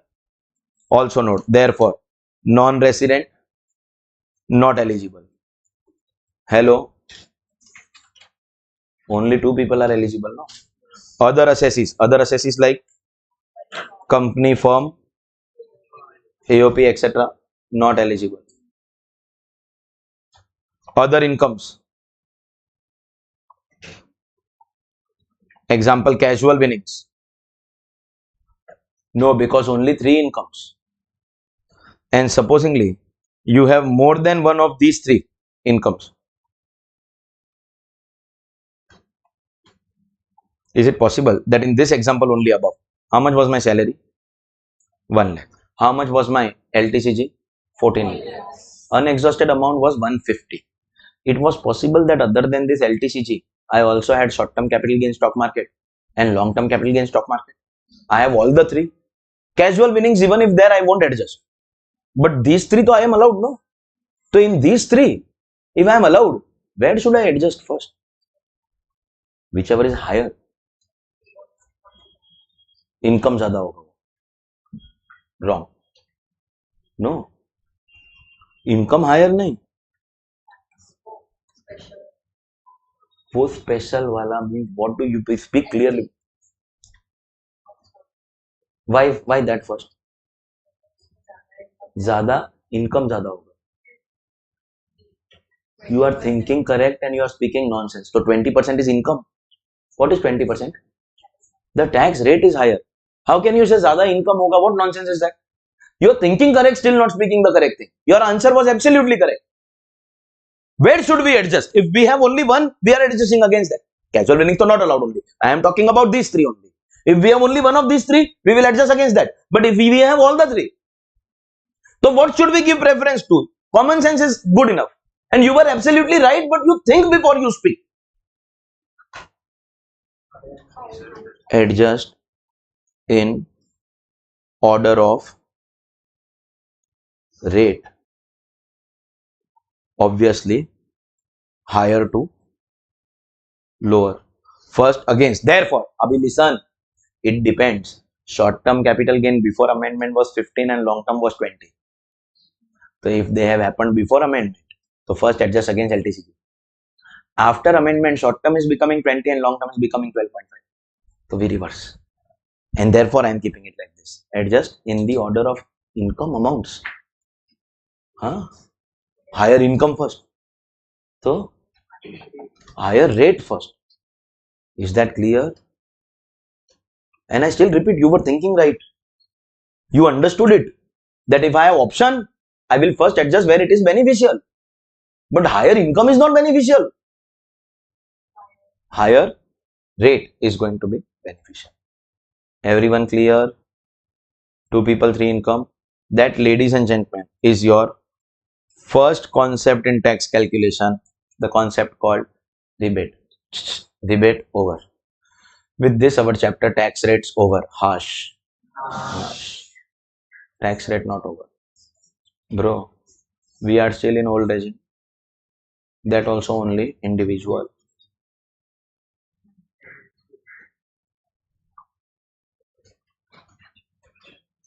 And that also individual is also not over. Second assessee.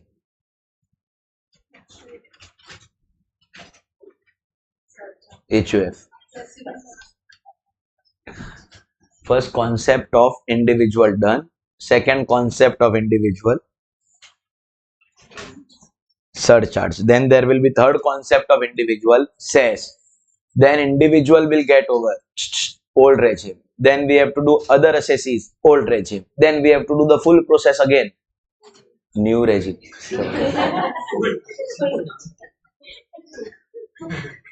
I think that guy sold his product to everyone and purposely did not come today.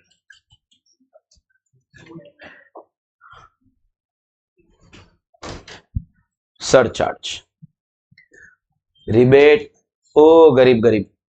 Pava Pittavan. Rebate was reduction in tax. Now let's talk about rich people. Dhanwan, Amir, Panakkar.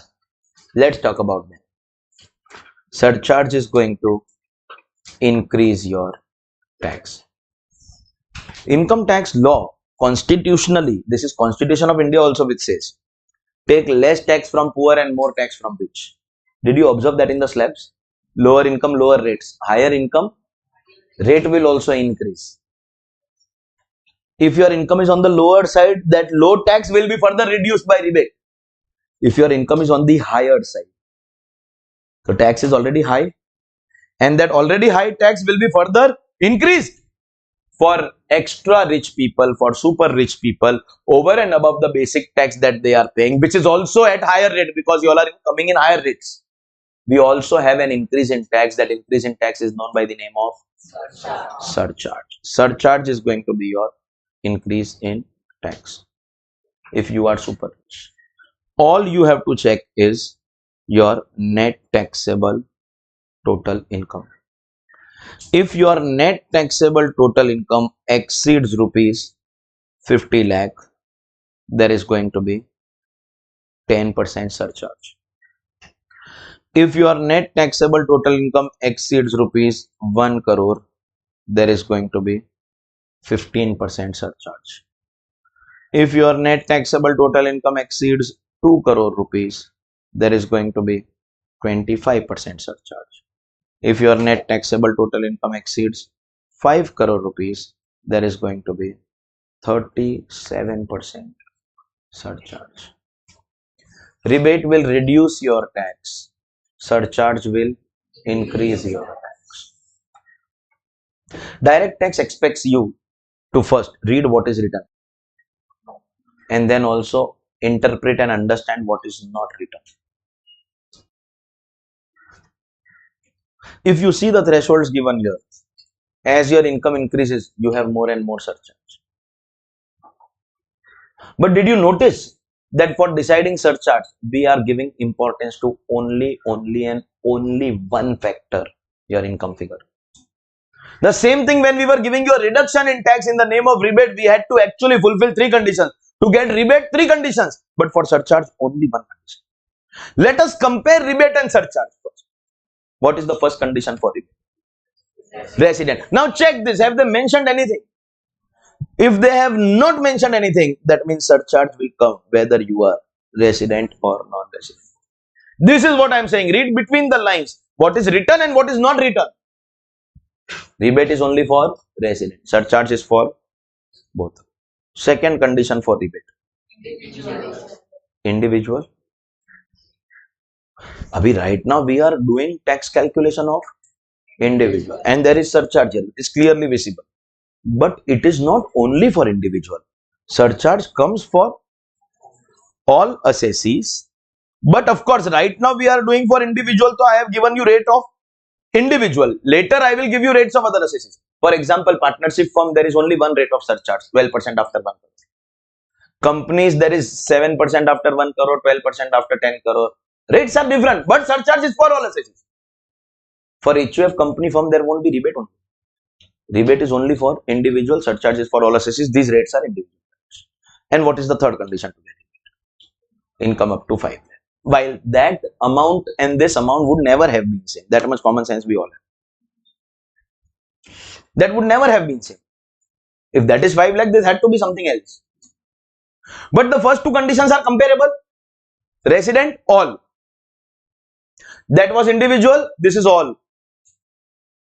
Third thing is on the basis of income. There it was 5 lakh, here it is 50 lakh.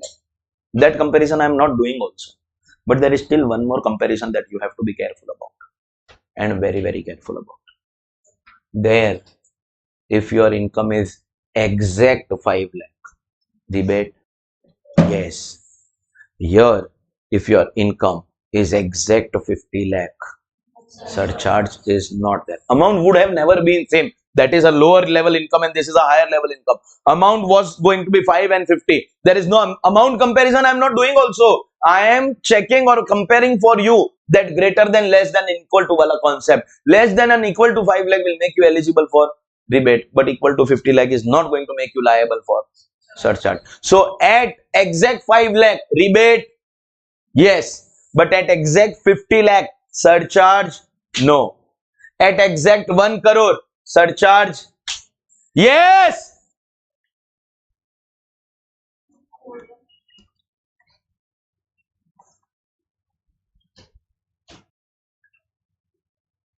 Yes.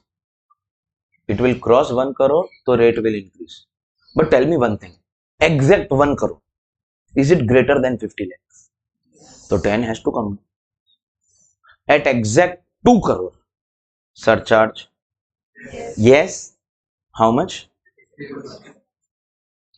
At exact 5 crore. Yes.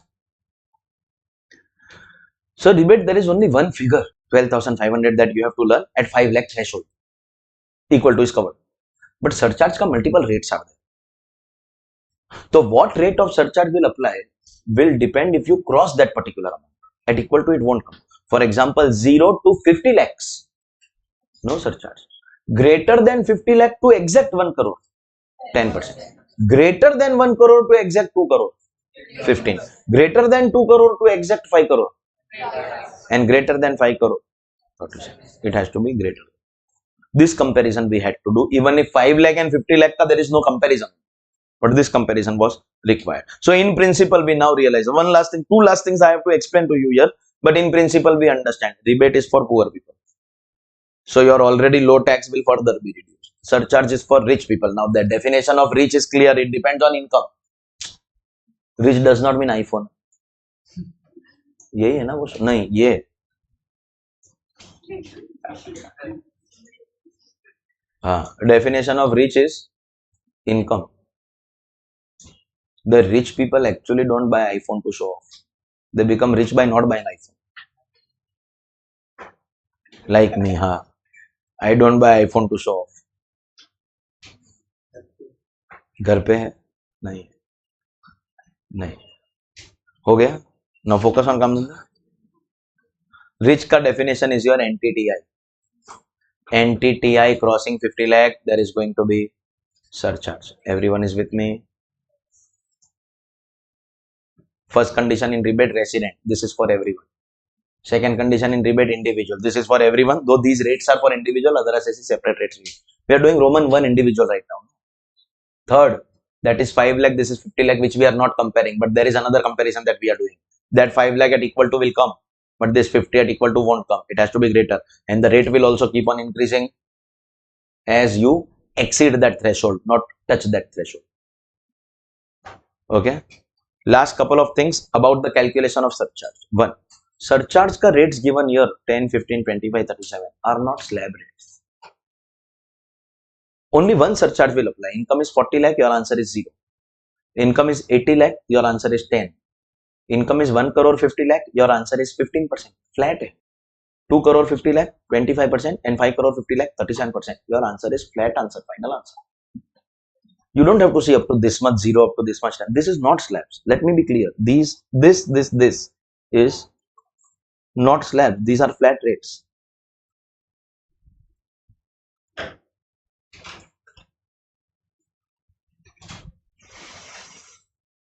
But a big question arises that why I have to apply flat rate, whether 10, 15, 25 or 37.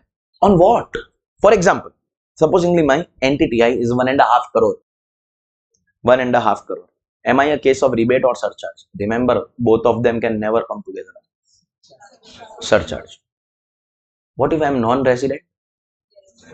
Still surcharge. Correct. Which rate will apply?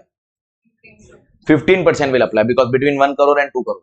15. Only one rate applies. This is not slab. 15. Chalo, here also you are right. 15 of what?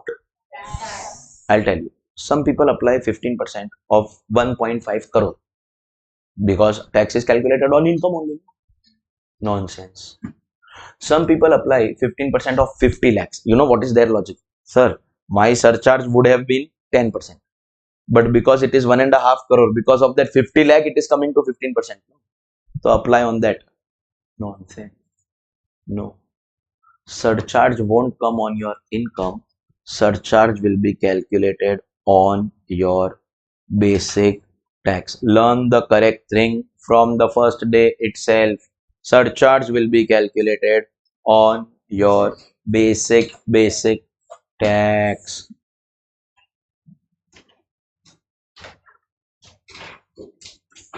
ये clear है? Surcharge will be calculated on basic tax. Let's do an example here itself. Supposingly this time it is some Mr. X, whether he is resident or non-resident, doesn't matter. Age 36 years and he is giving you net taxable total income of 1.5 crore. You know what? Your first step can't be surcharge. Your first step has to be. Then after doing basic tax, we will have some debate about rebate, surcharge, etc. Varsity, what is your basic tax? Calculate basic tax. Calculate basic tax.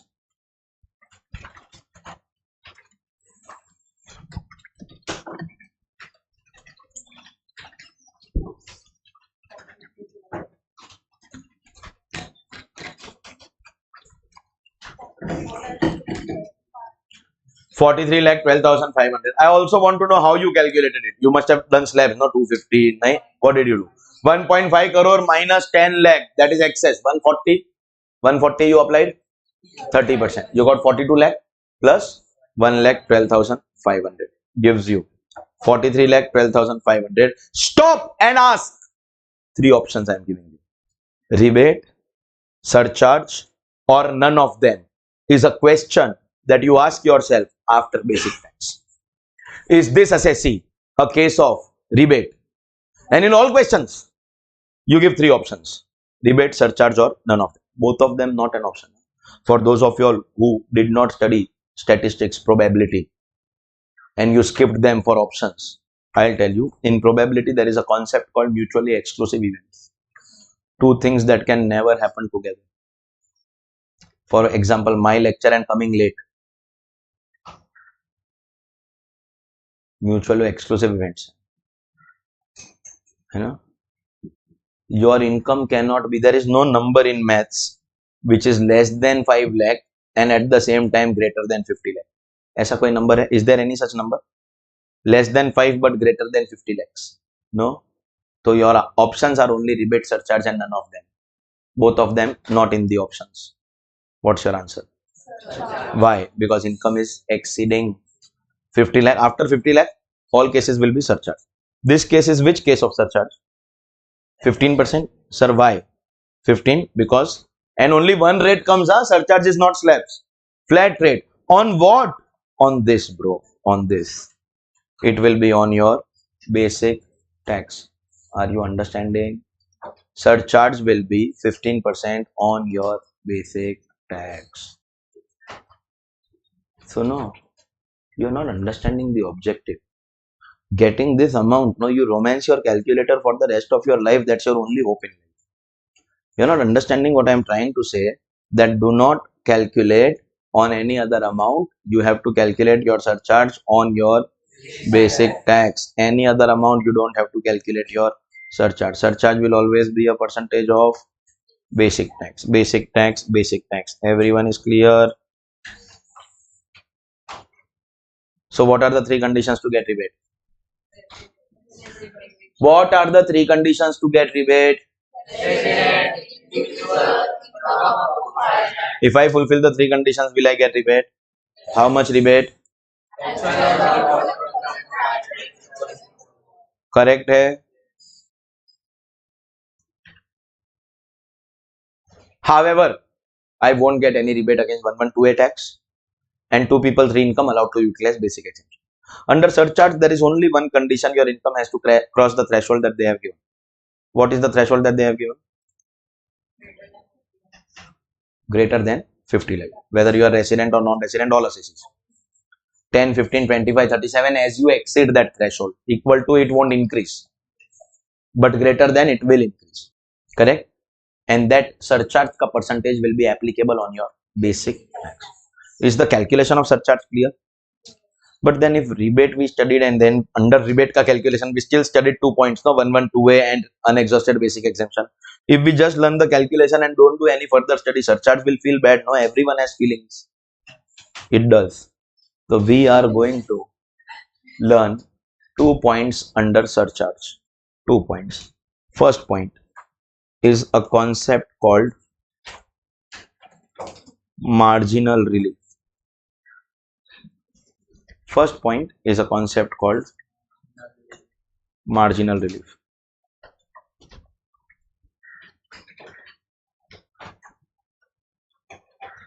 I never asked that anybody has a practicing chartered accountant or any chartered accountant in their friends, family, relatives. No one has seen, no family member में. कौन? चाचू, father's younger brother, practicing. Where? UK में. Now we know the history behind the iPhone. UK. सही है. Since how many years? बे काम करना क्या? चाचू क्या है? Study. Anybody else has a chartered accountant practicing in India? कौन? The Ether is in India, I know that. Who? Don't say Mossy. We are only able to recollect Jackie Shroff.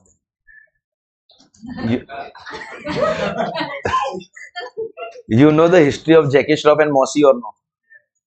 We'll keep a lecture on that.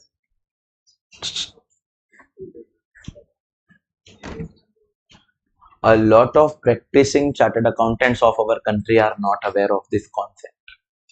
Marginal relief. Let us understand what is this concept.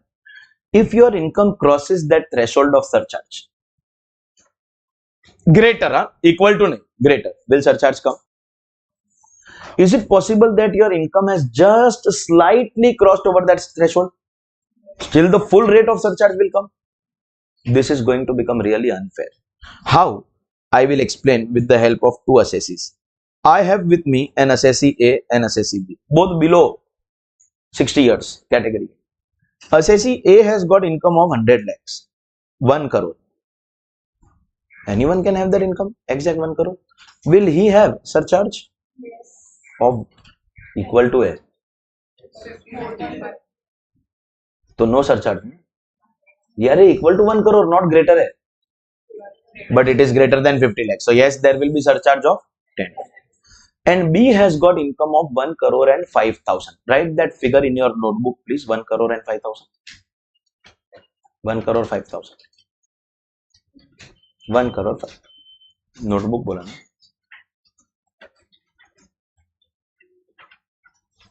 Without cancellation.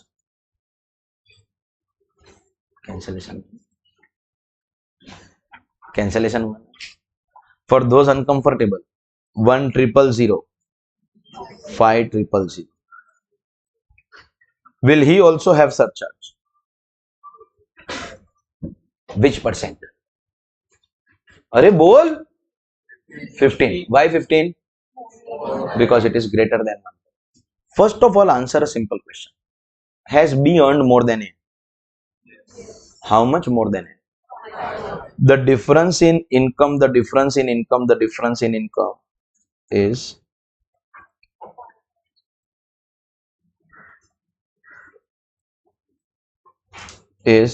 5,000. The difference in income is 5,000, 5,000, 5,000, 5,000. Difference in income is 5,000. So obviously B will have to pay more tax than A. That we all understand. Correct? But remember that the difference in income is only 5,000. Keeping that difference of 5,000 in mind, let us start our tax calculation. First step is always going to be basic tax. Calculate basic tax for the first assessee.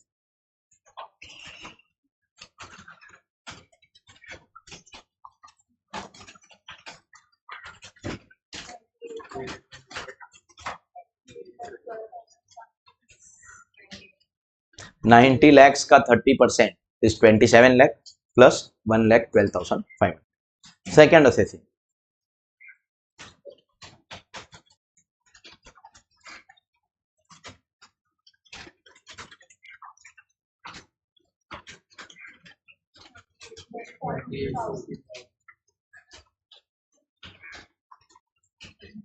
$28 lakhs, 14,000. What is the difference here? Why don't you use your calculators?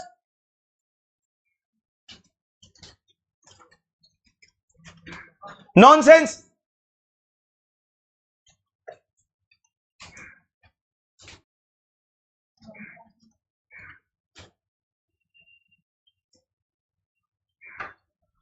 The difference in income is rupees. The difference in income is rupees. That 5,000 was taxed at 30%. And therefore there had to be difference in tax of 1,500. Clearly visible. He falls in 30% bracket. This 5,000 tax at 30% will definitely result in difference of 1,500. B being made to pay more tax than A is not a problem because B has earned more, and on that extra income if we apply 30%, the difference comes to 1,500 only. Till now there is no problem. Problem will come now because after this we are going to add surcharge.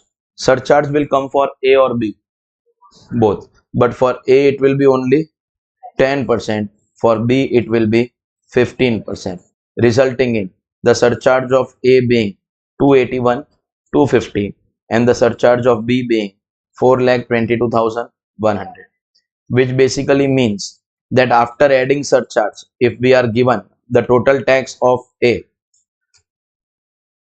so the total tax of A is coming to 30,93,750 and for B it is coming to 32,36,100.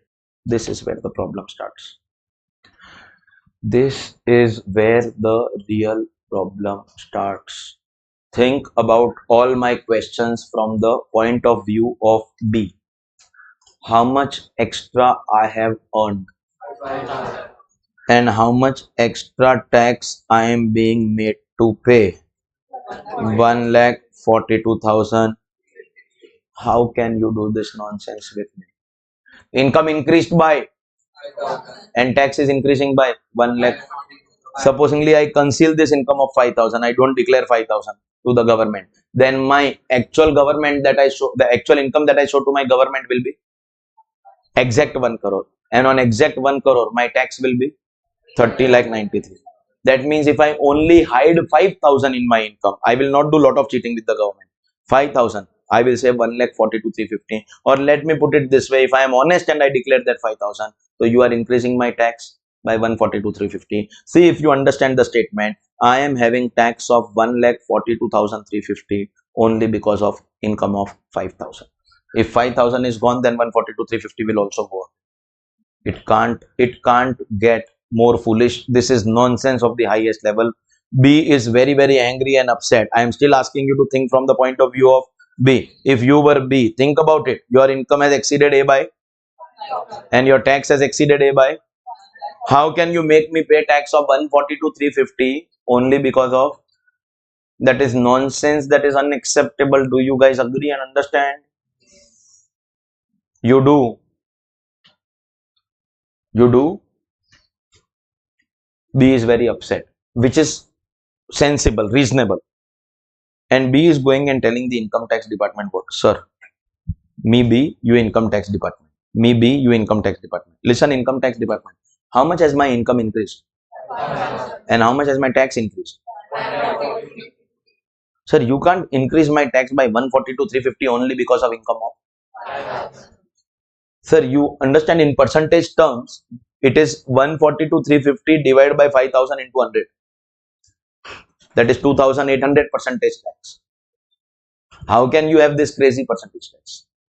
Highest that you can do is, bro, levy 100. Do one thing. Listen, officer, listen. You do one thing. I have earned extra 5,000. You keep that full 5,000. My income has increased by 5,000. No, I have earned 5,000 more than a full 5,000. You keep. Keep. Even if you take full 5,000, I have no problem. At least don't take 142,350. As funny as it may sound, we did offer what? Take my full 5,000. We are actually going to do that. Take full 5,000. What is the tax of A? The tax of B can be maximum 5,000 more. If I have earned income of 5,000 more than A, then my tax cannot be 142,350. At best, you keep the full thing. Matlab, do what? Keep full 5,000. Okay, give full 5,000. So if we are taking 3093 here, we will take 3098 here.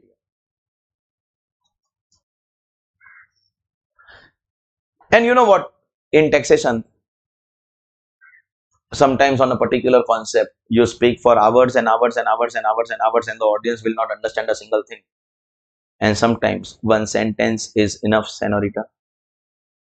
One line will explain this concept called marginal relief. One line.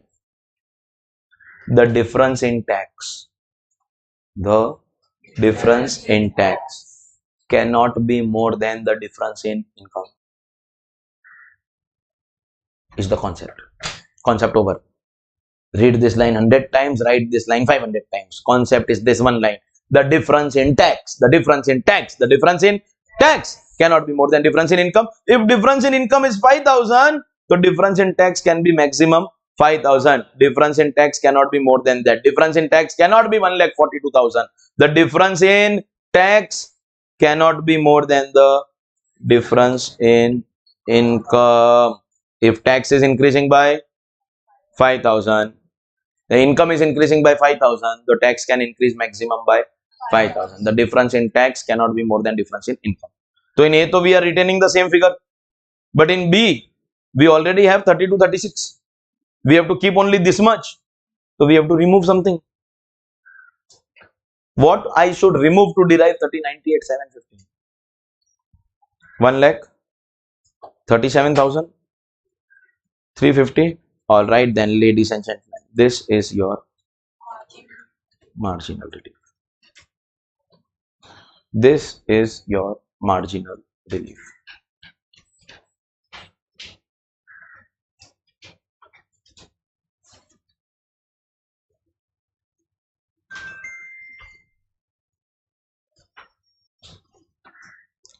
The difference in tax cannot be more than the difference in income. And you will be solving this. I am giving you oral explanation of this.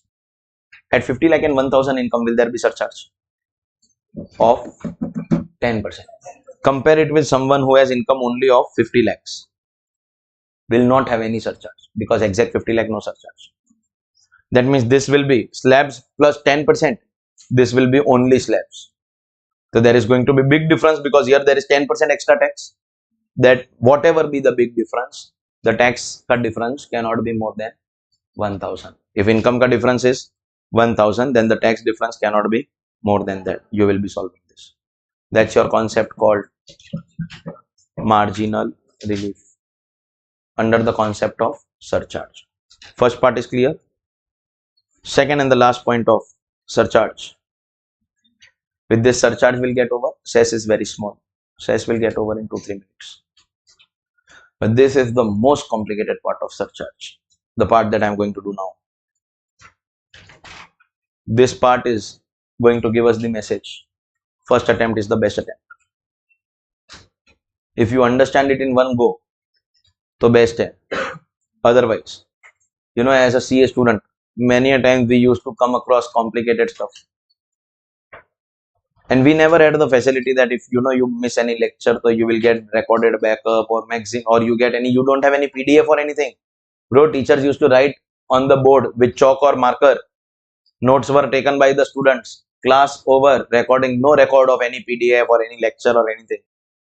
As facilities are provided, students are having that luxury and becoming stubborn and indisciplined rather. In my entire CA career, from the first level to the third level, I did not bunk a single coaching lecture. Single lecture. Because hard-earned money of my parents was being paid to attend those coaching classes. I had fever, I used to take paracetamol, sit in the corner of the classroom, wherever. Every classroom, those days classrooms were like this. There was one full row where all the girls will sit. One full row where all the boys used to sit. It is generally observed, not a gender-based comment, that girls always feel cold in class. Always. In few minutes, they want the AC to be off. So the AC, there used to be two ACs. One AC where the flow of the AC was towards the female section of the class and the other part towards the male section of that class. That female section ka AC used to always be off. I used to go and sit right between, like there are 50 sitting around me, and in between 50 I used to go and sit. If ever I was unwell, they were happy only, matlab, theek hai.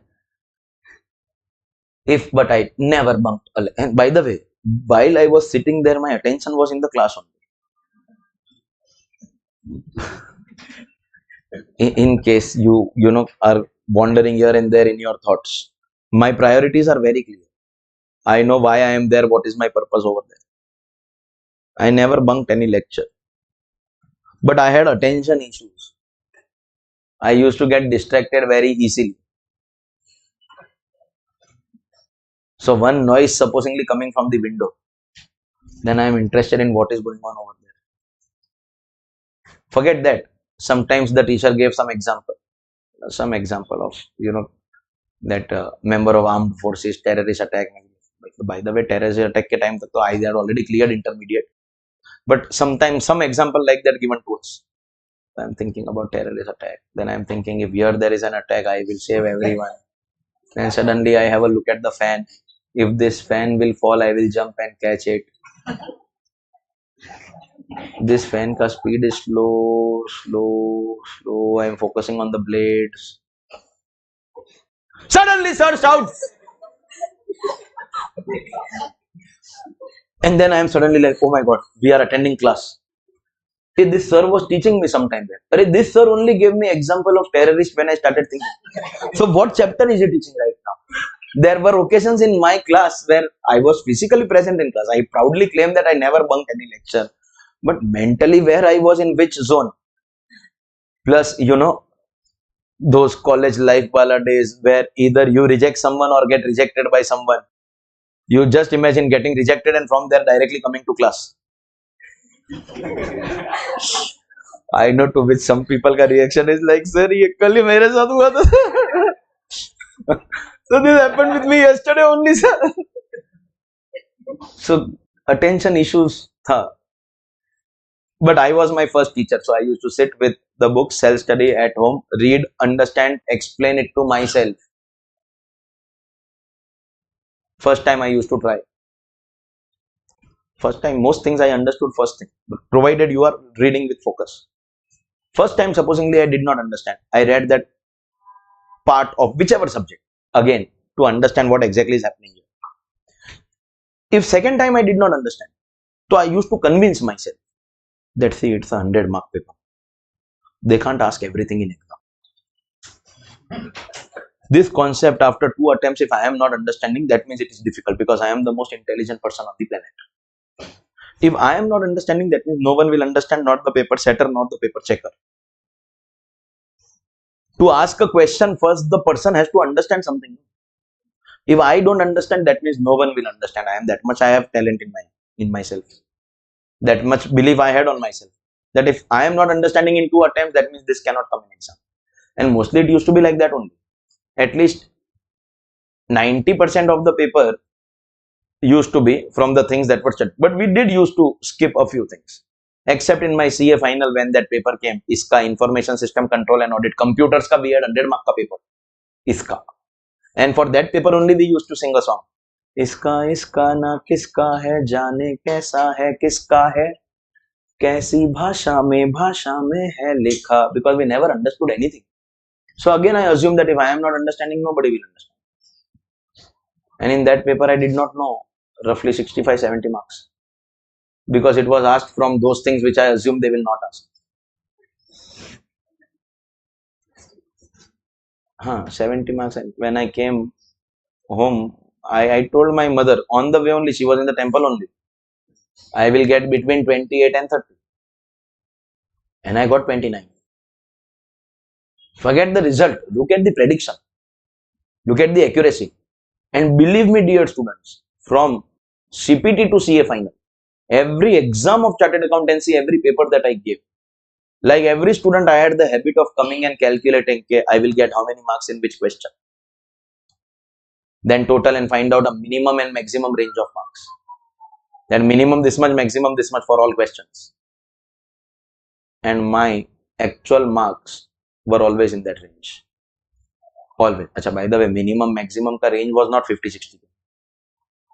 3-4 marks ka difference in the total. It was always in that range. Maybe 1 mark plus minus here and there. Not that I was expecting 80 and I got 20. I knew I was going to fail. I failed only in that subject. I knew I will score an exemption in this particular subject and I scored an exemption in that particular subject. It never happened that I know that I will get marks, but I will not. When I knew I will get, I got it. And when I knew I won't. I did not get it. That way, predictable tha. Only one place where I was too overconfident to assume that they can't ask these topics, they are very complicated, they ask those topics only. And which is why I have the lifetime tag of clearing CA final in the second attempt, despite the fact that I was someone who could have easily got a rank, because my total that way was more than all my friends who had cleared both groups also. But when you fail one subject, you have to give the exam again. They are counted as first attempt, I am counted as second attempt. 15 years down the line, to be very honest, it does not matter, but the first push which it gives to your career, if you are rank holder and that lifetime tag, and anybody will ask you first attempt, people don't ask even rank. You have to, people will ask you, you cleared in first attempt?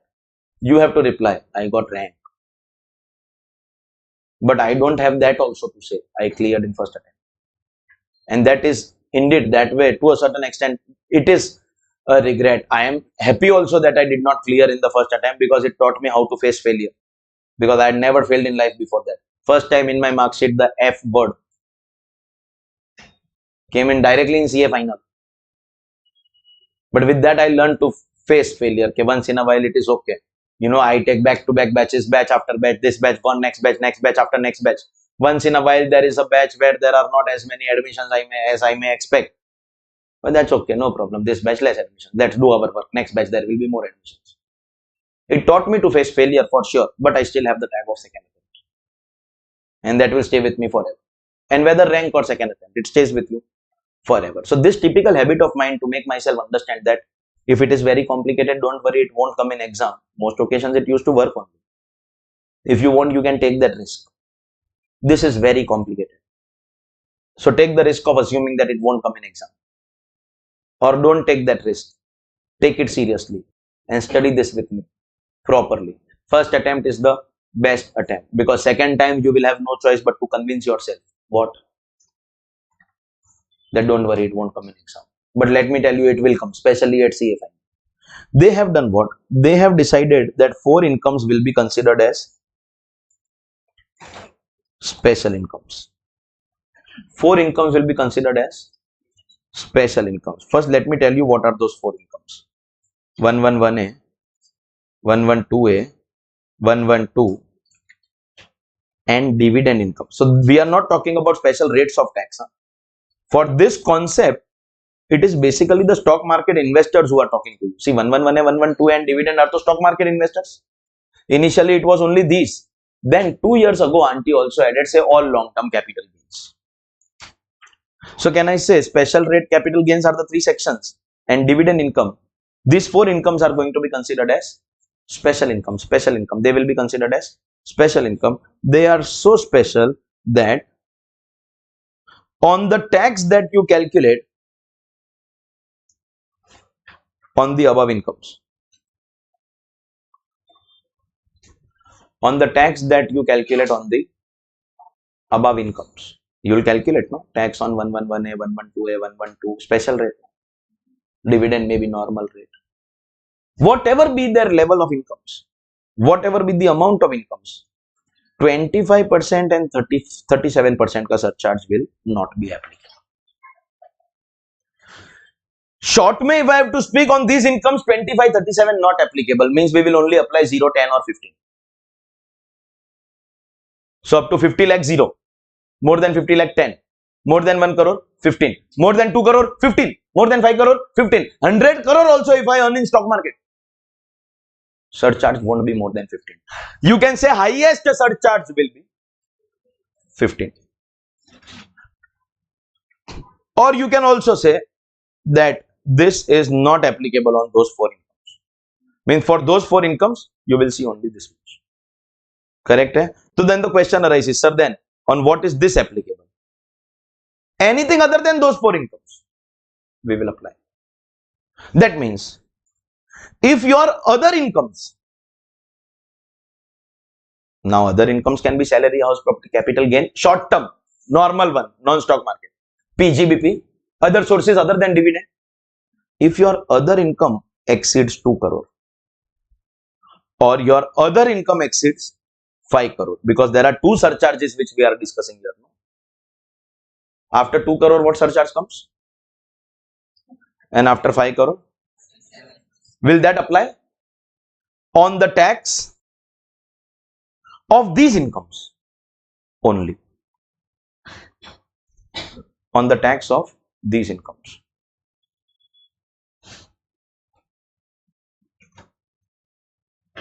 Or I am giving you a shortcut. See if you are comfortable with the shortcut. Normally, surcharge is applied on the basis of entity. Check karna. 10, 15, 25, 37. What are we checking? Entity. So, if this concept was not taught to you, so when you levy surcharge, which amount you check to levy surcharge? Entity. But for 25 and 37. But for check your other income. The other income should be greater than 2 or 5 crore. The other income should be greater than 2 or 5. For 25 and 37, we will ignore the total. We will check only other income, because these four incomes, irrespective of amount, we won't apply 25 and 37. We will apply only maximum 15%. If the other income crosses 2 crore, then we will apply 25 and 37 only for this much part.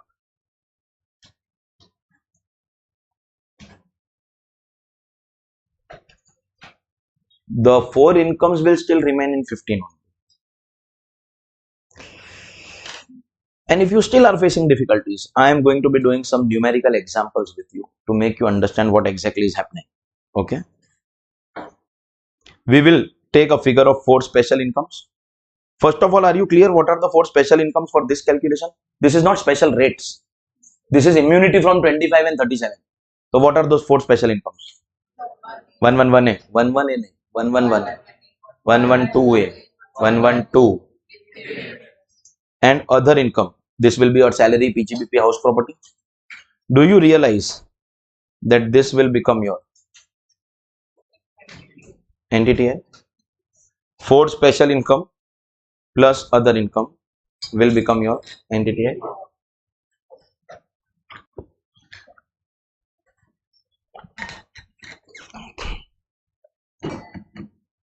Correct hai? Supposingly, the four special incomes are 6 crore.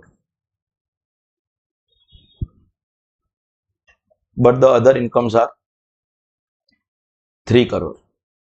What is your total? Normally, which amount we check for deciding surcharge? What is my NTTI? If this concept was not taught to you, you would have checked this and applied surcharge accordingly. What surcharge you would have applied if 9 crore is your answer? 37%. Wait, we won't apply 37. First of all, we won't apply any surcharge, because you have the brain to understand that surcharge is not calculated on income. One thing I want to make clear, that we are going to calculate tax year and year. Correct hai? Surcharge will come on this tax. Everyone is with me? If your answer is coming as 0%, so you apply 0% surcharge. If your answer is coming as 15%, so you apply 15%, 10%. But if your answer is coming 25 and 37, what answer came here? 37. Then you don't apply directly. 37% or 25%, you have to check this figure. Only for 25 and 37. Look at this line. We don't check individual incomes for surcharge. We always check what? NTTI. But for 25 and 37, we will check the other income. To check the other income, is the other income crossing 2 crore or 5 crore? So 25% will come. And this special income, even if it is 6 crore or 60 crore, here 25 or 37 won't come. Now slowly and gradually you will understand what is the concept. Check this and decide surcharge. Understand the steps that I am telling you. Check this, because NTTI only you check. What's your answer? If this is 0 to 50 lakh. Arey bol, no surcharge. Then this concept is not applicable. If this is more than 50 lakh, this concept is not applicable. Apply 10%, finish the matter. If this is more than 1 crore up to 2 crore, 15%, this concept is not applicable. Apply 15%, finish the story. If this is more than 2 crore up to 5 crore, what's your answer? 25. Wait, don't apply 25. 25, if it will come only on the basis of this much. This won't have 25. This will be 15. Or this case, this actual example that we have done, you look at NTTI and what answer you are getting? 37%. You won't apply 37 directly. For 37, you will have to divide. What are you getting? What are you getting? 37% as your answer. You won't apply 37% directly. What will you do? You will check your other income. For 0%, I will see NTTL. For 10%, I will see NTTL. For 15%, I will see NTTL. But for 25 and 37, I will see other income. Understood? Chalo, let's do some more examples. Supposingly, I change the data.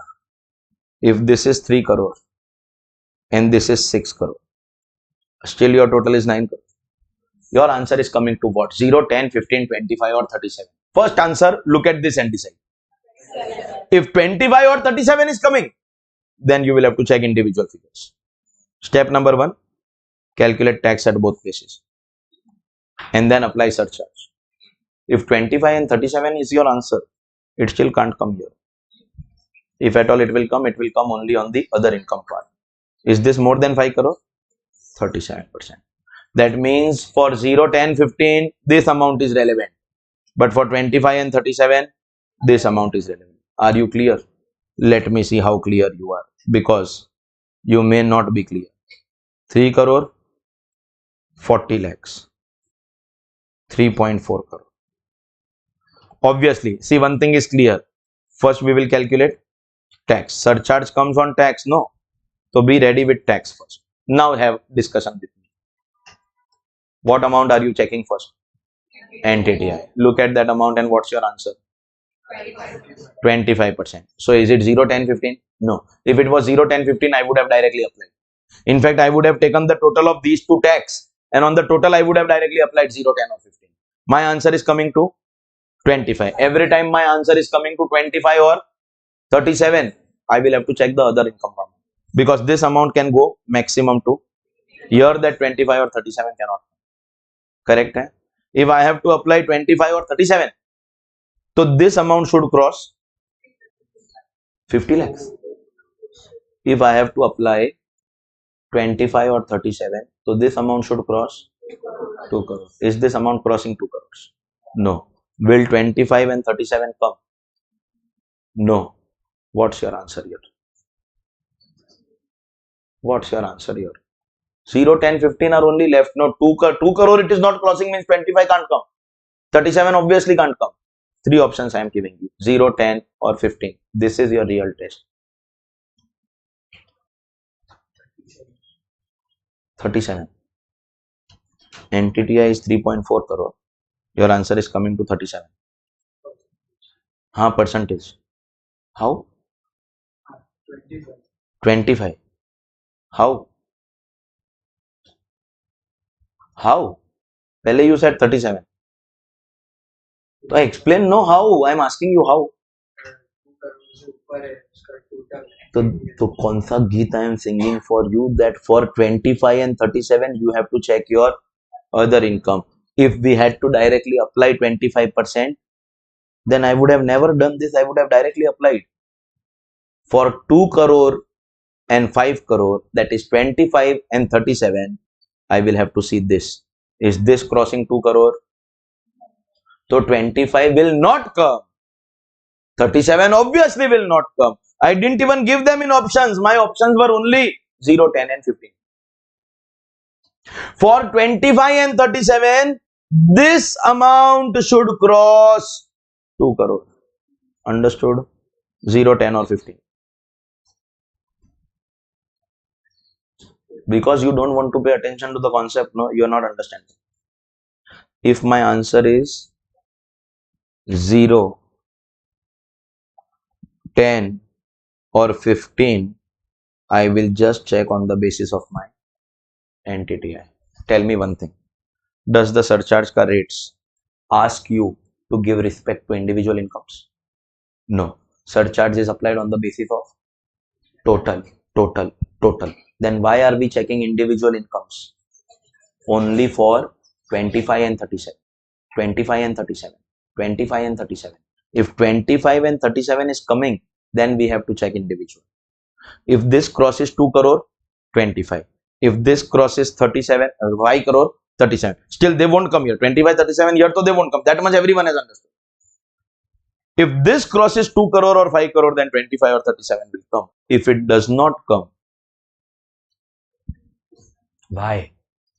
Because the whole discussion is about 25 and 37. For 0%, listen, this has to be 40 lakh for 0%. And if this is 40 lakh, the concept that I am doing is not applicable.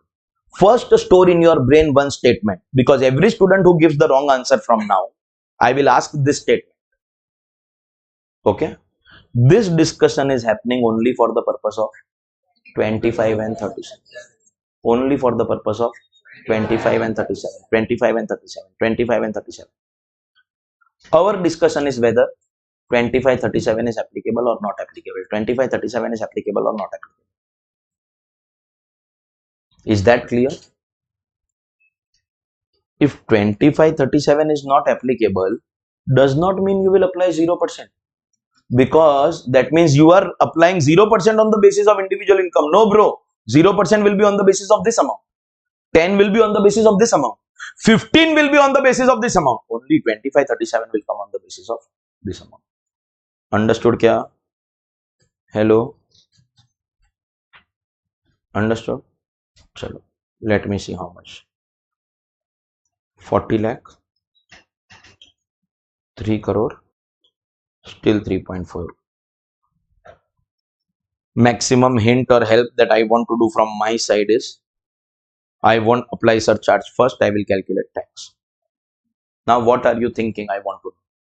First, check entity. What is that amount? What's your internal answer, inner answer the moment you see entity?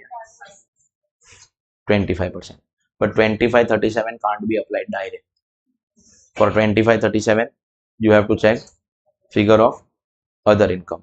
Other income ka figure will decide 2537. So 0, 10, 15 will come on the basis of this. But 2537 will come on the basis of this. That is what I have written here as a shortcut. So look at 3 crore and decide, is 25 or 37 going to come? Yes. What will come? Because this is crossing, 25 will come. What about this? Huh? 0 nahi? Less than 50 lakh to? Not 0. Why 15? Sir, only when you say 15, it means you have understood that a discussion is only about 15, 25, 37. If 0 or 10 is your answer, you are doing the wrong concept. Discussion is about 25, 37. If 25, 37 ka answer is yes, then you do it. If answer is no, 0, 10 can't be your answer. If no 25, that means 50. Sir, but this is not crossing 50. Arey, this is crossing 1 crore, no? If this has crossed 1 crore, that means 15 will come. 25 will come or no? Here it will come, here it won't come. But 25 won't come, that does not mean it will become 0. Because 15 has to come after 1 crore. Understood? Everyone? This whole discussion is to decide whether 2537 is applicable or not applicable. Correct hai? Now then, from my side, now the explanation is over. And every time I do this concept in every batch, there are still a good number of students. This is very confusing, as I told you, who are still stuck somewhere in their mind. So now, therefore, I want to give you this open house opportunity. Any student wants to create any combo of the two, special plus normal is total. That much we have understood, that special for incomes won't have 2537. So for 2537, we check other incomes. And for everything else, we check entity. Any amount you want to take, I give this opportunity to you.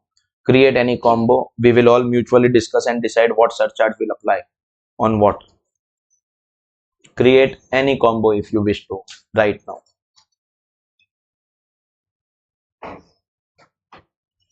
This is your chance. I'll wait for 15-20 seconds. Huh. 5 crore. And is that your question? Okay, fantastic. 5.5 crore. First step is to calculate tax on both. After calculating tax on both, what's our next step? Decide surcharge. First check. Entity gives you what answer? 37%. If 37 is the answer, we can't apply. Then we have to check other income. Check other income. Is that crossing 2 crore? 37 won't come. 37 won't come does not mean it will be 0 or 10. If answer to 25, 37 is no.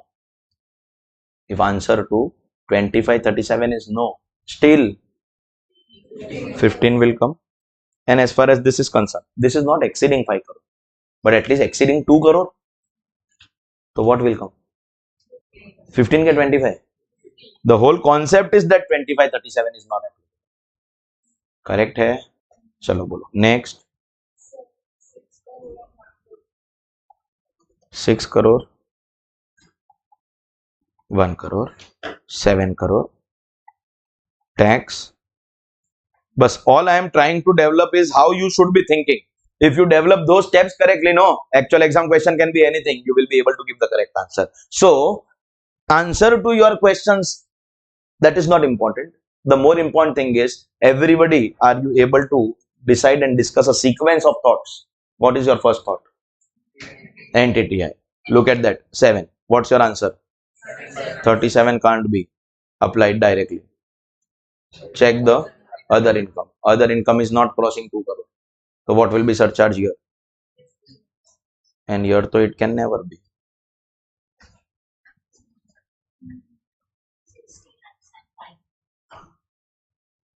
60 lakhs. 5 crore. You also try before asking. Aisa ke sir, I have understood, but I am checking whether you are giving correct answer. Did you even think about it? Because these examples that you are creating are from already what I have done. Abhi I have done 40 lakh and 3 crore or 3 crore and 40 lakh. It works almost to the same kind of example. ठीक है. Still, what are you thinking first? NTTI, what's your answer? 37. 37 won't apply directly. Check the other income. Other income is how much? On the basis of 5 crore, what surcharge comes? 37. Wrong answer. That had to be 5 crore, say greater. So this is going to be 25%. And this 10, 15. 10 can't be the answer. The discussion is about 25 will come or no. If yes, then come. If no, then 15. हाँ बोलो. So, what if NTTI is less than 15? You will have to repeat that statement that I said before further example. What did I say? We are doing this discussion for what? 25 and 37. When does 25 and 37 come? So till the time NTTI does not exceed 2 crores, this concept is not applicable. So when this is 40 lakhs, what's your answer of surcharge?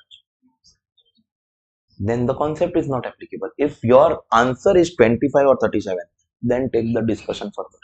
If this is 40 lakh, answer is 0%, concept not applicable. Ruko. Supposingly this total is 80 lakhs. What's your answer? 80 lakhs will be 0. Surcharge is always 0 only. Kya nonsense you are speaking? Think before you speak. If this is 80 lakh, what's your answer? 10%? Is it 25 or 37? Concept not applicable. If this total is 1.5 crore, what's your answer? 15%? Is it 25 or 37? Concept is not applicable. For this discussion that we are doing right now to apply, this total should cross 2 crore. If total does not cross 2 crore, you are doing the wrong concept. Because the whole discussion is based on 25, 37 and 25, 37 triggers only after total crosses 2 crore. Of course, we won't apply directly. We will check the other income. But for that, total has to first cross 2 crore. No. If total does, if you are to asking me that total is 40 lakhs, if total is 40 lakhs, surcharge does not come only, then where is the question of what rate of surcharge? Follow? Total has to cross 2 crore. Then for 25, we will check individual income. Bolo next. Are you sure you are done? You may create more permutations in your mind at home. And if you have any query, you may let me know. Everyone is clear on this? This is the most complicated aspect that you can come across under surcharge. You all have done this since I was in a convent school. So they used to teach us in the name of the Father and of the Son and of the Holy Spirit. Amen. They used to do this. We used to be taught like this. Jesuit society, convent school. when you are praying for someone, rest in peace for the departed soul. Those couple of students who have bunked the lecture for the day.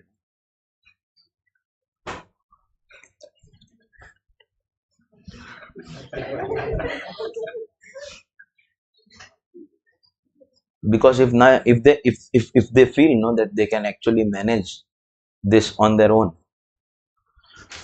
तो ठीक है, that way you can manage everything on your own. Everything on your own. Or maybe they will convince themselves that okay, it won't come in exam, so now everything can't come in exam. Are you clear about the concept of surcharge? With this, tax rates chapter over harsh. Old regime, individual is going on. Under individual, we first studied basic tax, then we studied rebate, then we studied now last concept, health and education cess. HEC.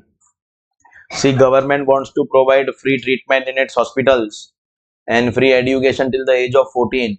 But for everything you want to do in life, you first need paisa, then passion. So after qualifying as a CA, if you come to me and say, sir, I want to enter the teaching profession, can you guide me? I have guided hundreds of students also to enter into the teaching profession, personally trained them as to what should be your approach in order to excel in this profession.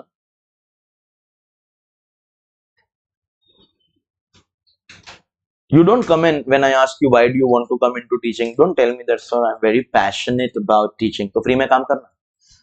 If you're very passion, nahi, but paisa. I am very passionate about teaching. Don't say passionate, say passionate. Must na? Say that. That was impromptu. I never thought about this before. Ye live tha. At times you thought about it. Batch after batch, you have spoken the same thing. But I have never spoken this in any batch before. Because nobody is passionate, everybody is passionate. That just came instantly. So government also is not passionate. They also want money for giving this free. Who will give money? You.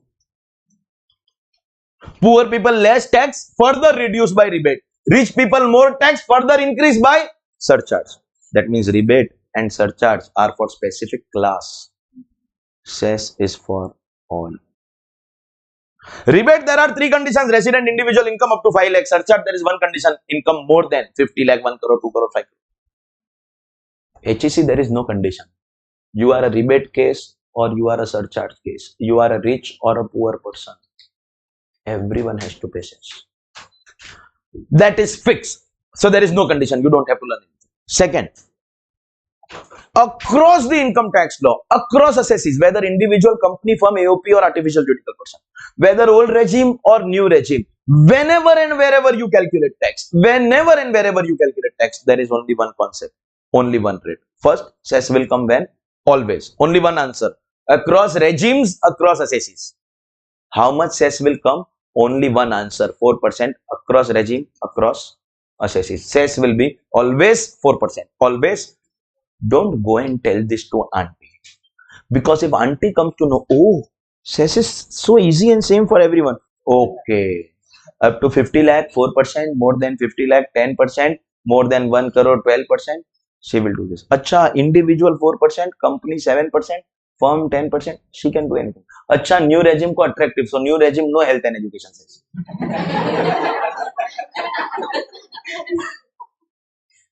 She's done this. Last year, she said new regime ka surcharge same but 37% not applicable.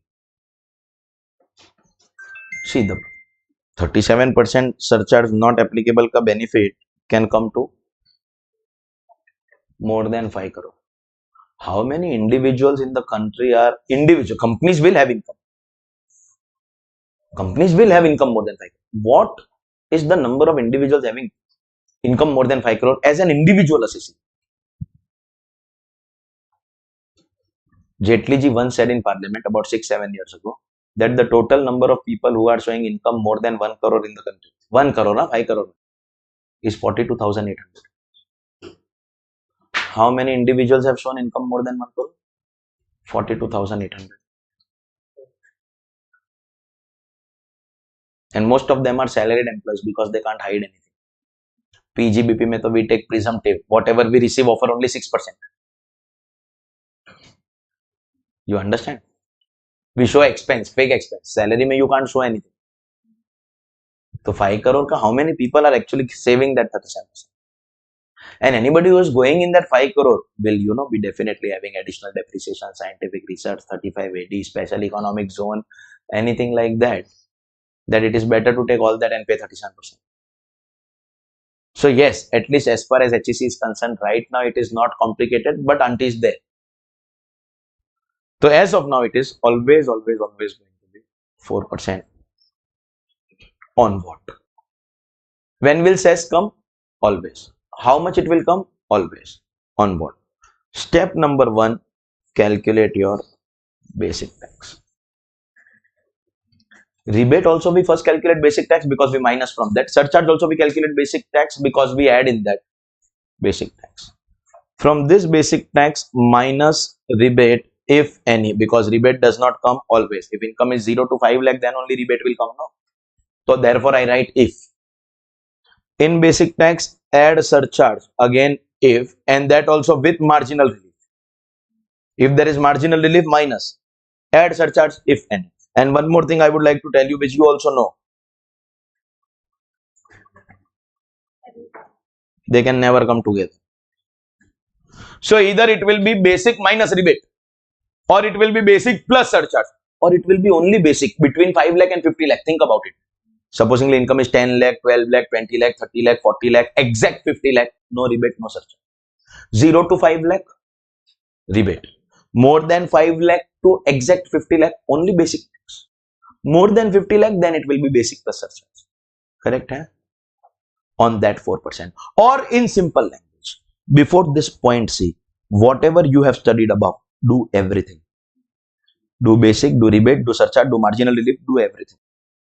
After doing everything, the second last amount, the penultimate amount, that amount with which you enter that step, on that amount you apply 4%, and that has to be done by everyone. The rebate person also, the surcharge person also, the rich also, the poor also, everyone. If your tax is 100, it is not 100, it is 104. If your tax is 200, it is not 200, it is 308. Whatever is your tax, you will have to pay 4% extra. Every assessee has to pay 4% extra. And that 4% extra will be called cess. Is that clear? So we start with basic, normal or special. Then we subtract rebate if applicable. We add surcharge if applicable. Whether rebate, surcharge applicable or not applicable, HEC will be always applicable. And after doing this, everybody focus. This is a big place where you will go wrong in exam if you are not careful.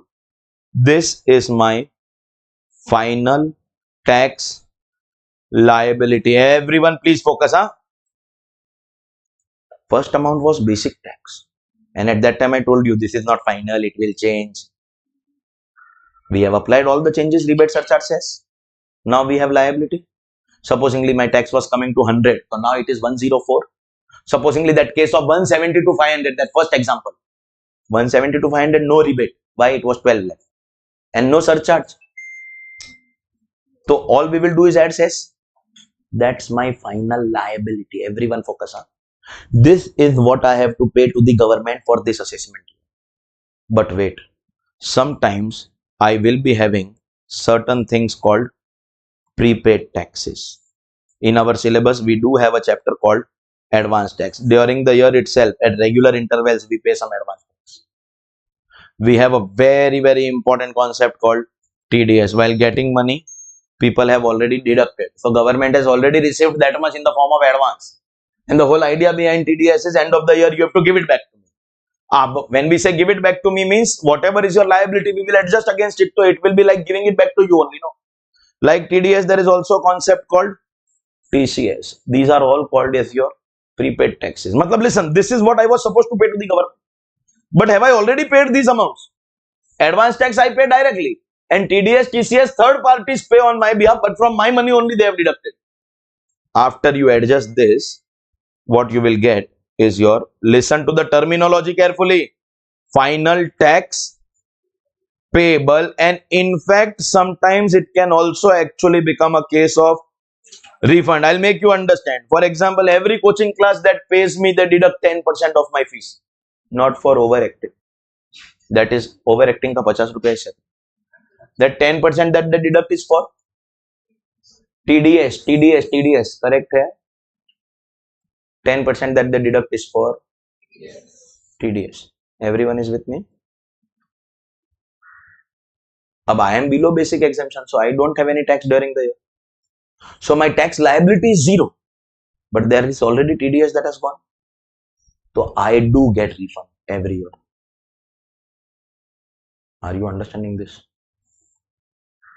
Supposingly, my tax liability is coming to 3 lakhs, but coaching classes have deducted 5 lakh rupees as TDS. Liability is 3 lakh, but my final answer is minus 2 lakh because I will get refund. You have to be very, very careful in your exam. They are asking you to compute liability or they are asking you to compute tax payable. If they are asking you liability, that means basic, rebate, surcharge, cess. Go. Don't be stupid. Huh? I have seen stupid people, they calculate basic tax and minus TDS. They say no tax, so no surcharge, no rebate, no HEC. 3 lakh ka tax they are getting. From that they are minusing 5 lakh ka TDS. Arey pagal, on that 3 lakh first you add cess, do everything, compute your liability. See, when we do accounts with someone, if I am your supplier or your creditor, I will tell you during the year you have purchased this. This is the total that you have to pay to me and minus what you have already paid. Correct or no? First take your total dues, that is your liability, basic, rebate, surcharge, cess. Then last may adjust your prepaid taxes. There was a question in exam, recent exam, where they asked final amount payable, and that was MCQ. Now a student has done everything correctly. Just imagine that had RPF का calculation, chapter 6A का calculation, पूरा NTTI in one question. Student did everything correctly, and his tax liability was absolutely correct. I mean, very rarely you will get to see somebody doing full thing correct, not a single mistake. But none of the 4 options were matching the answer that he got. So he thought he has made some mistake. He did make some mistake. His tax liability was correct, but one of the incomes was FD interest, where bank had deducted TDS. So in that FD interest, the TDS that got deducted, if he minus that from the liability that he was getting in the answer, that amount was the tax payable, and that was matching with the correct answer. He did not read that the question is not asking tax liability, question is asking tax payable. You understood? Be very careful. Liability or payable. Payable is the final answer, which can be refund also if prepaid taxes are more. But liability will be first calculated, and be careful, they are asking you what. Is that clear, everyone? Hush! Individual over. We'll go to other assessees and complete old regime after a break of 10 minutes. All right, ladies and gentlemen, boys and girls, Devyo, Sajjano, Mitro, welcome back. Any guesses what we will do now? Stop looking at each other and smiling. Bro, you can do it after class also. Any guesses what I will do now? New regime? So, next assessee. I am now going to do what? HUF, I am doing. AOP, BOI, I am doing with you. And AJP, that is artificial juridical person, I am doing them together. Actually, we have consumed so much time, 3 hours actually only to do individual. And then we have to finish all the other assessees, then we have to finish new regime. So much is left. So we will have to rush and finish the portion very fast. Now I want to just now quickly finish your syllabus. Correct, no? No. Then what? The rates of these 3 assessees are same. So good news, you learn 1 rate and you are done with 3 assessees. You want more good news because since morning I am giving you bad news. You want more good news?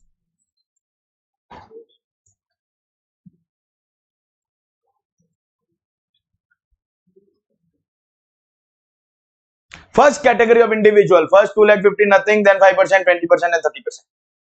Income minus 10 lakh into 30 plus 1 lakh 12,500. Same as 1. Even if the HUF is 60 years old,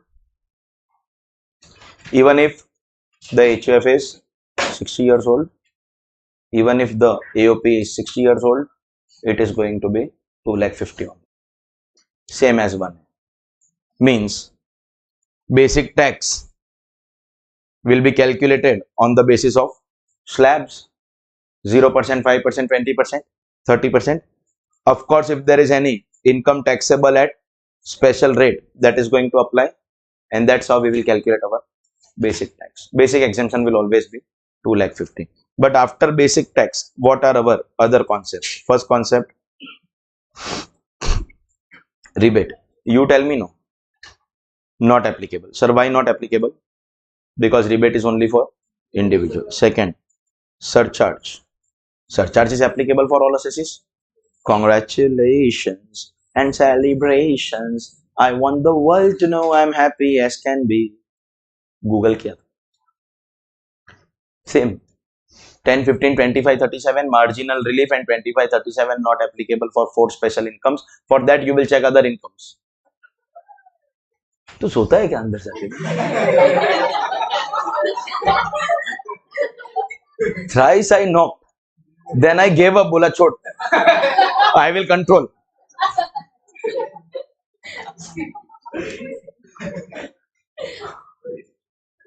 Seriously. What all you make me say in class?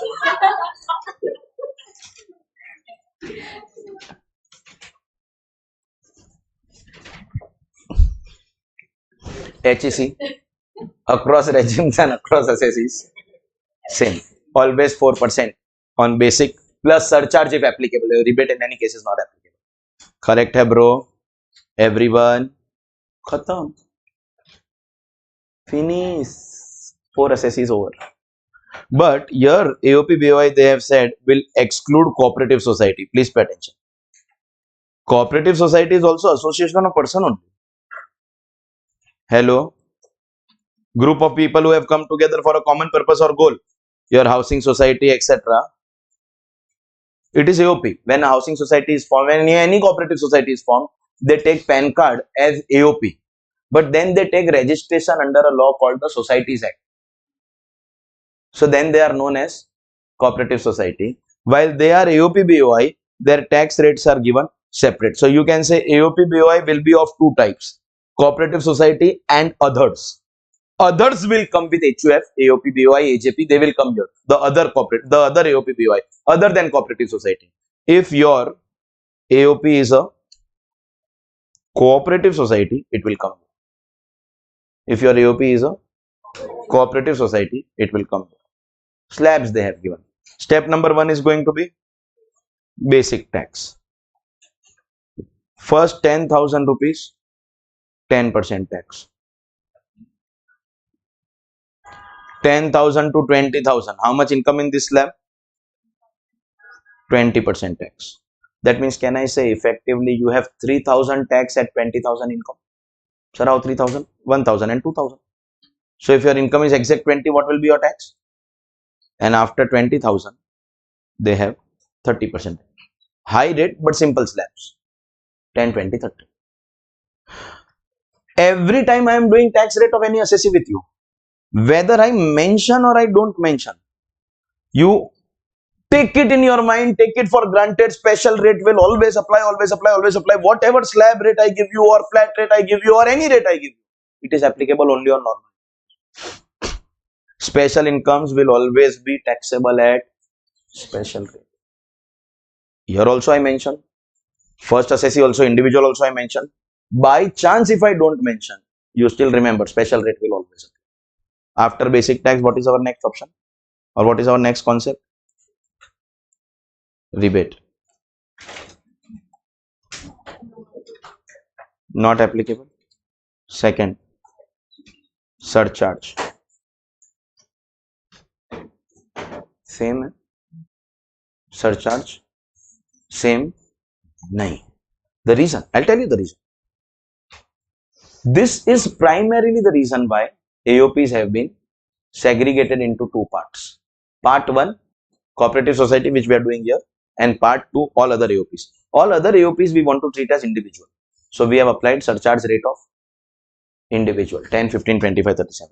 But cooperative society is, somewhat operating like a company. You always see housing society, they use the word limited. Check करना. Limited, maryadit, they always use that word, and therefore we want to apply company ka surcharge rates. In case of companies, surcharge works like this.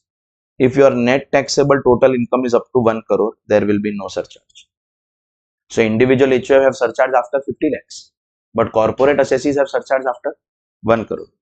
If your income is more than 1 crore up to 10 crore, the surcharge will be 7%. And if your income is more than 10 crore, the surcharge will be 12%.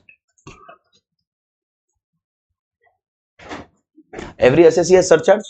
Rates are different. These are surcharge rates of corporates, companies.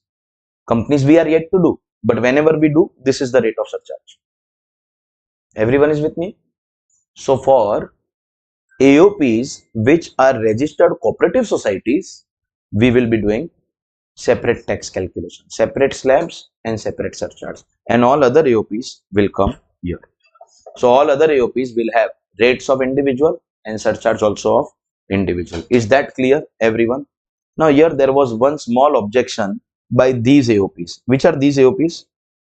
Other than cooperative society. If your AOP is cooperative society, are you applying corporate surcharge rate of 12%?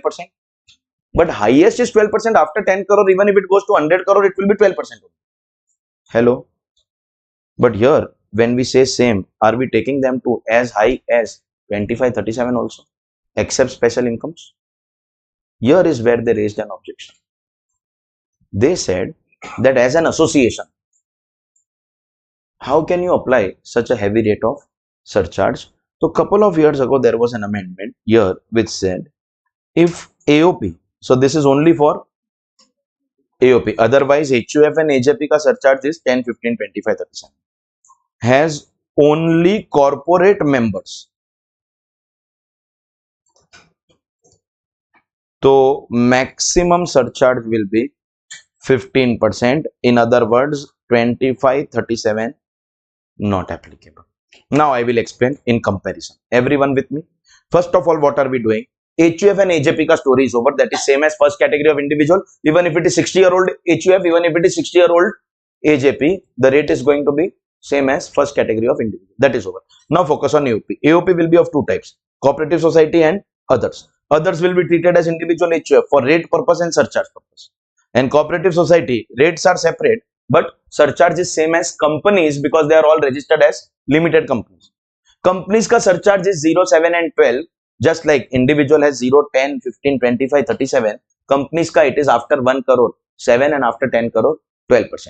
In other words, the corporate world of our country pays this surcharge. What is highest surcharge for companies? 12%. Companies won't pay surcharge more than 12% in our country. Everyone is clear? Now we are talking about this AOP where members are only companies. A group of companies have formed an association. For example, you can have the association of pharmaceutical companies. Who are all the members? Companies. So income is being earned by a group of companies. Tell me one thing, if an individual company earns income, is highest surcharge 12%? When an individual company earns, then highest surcharge is 12%.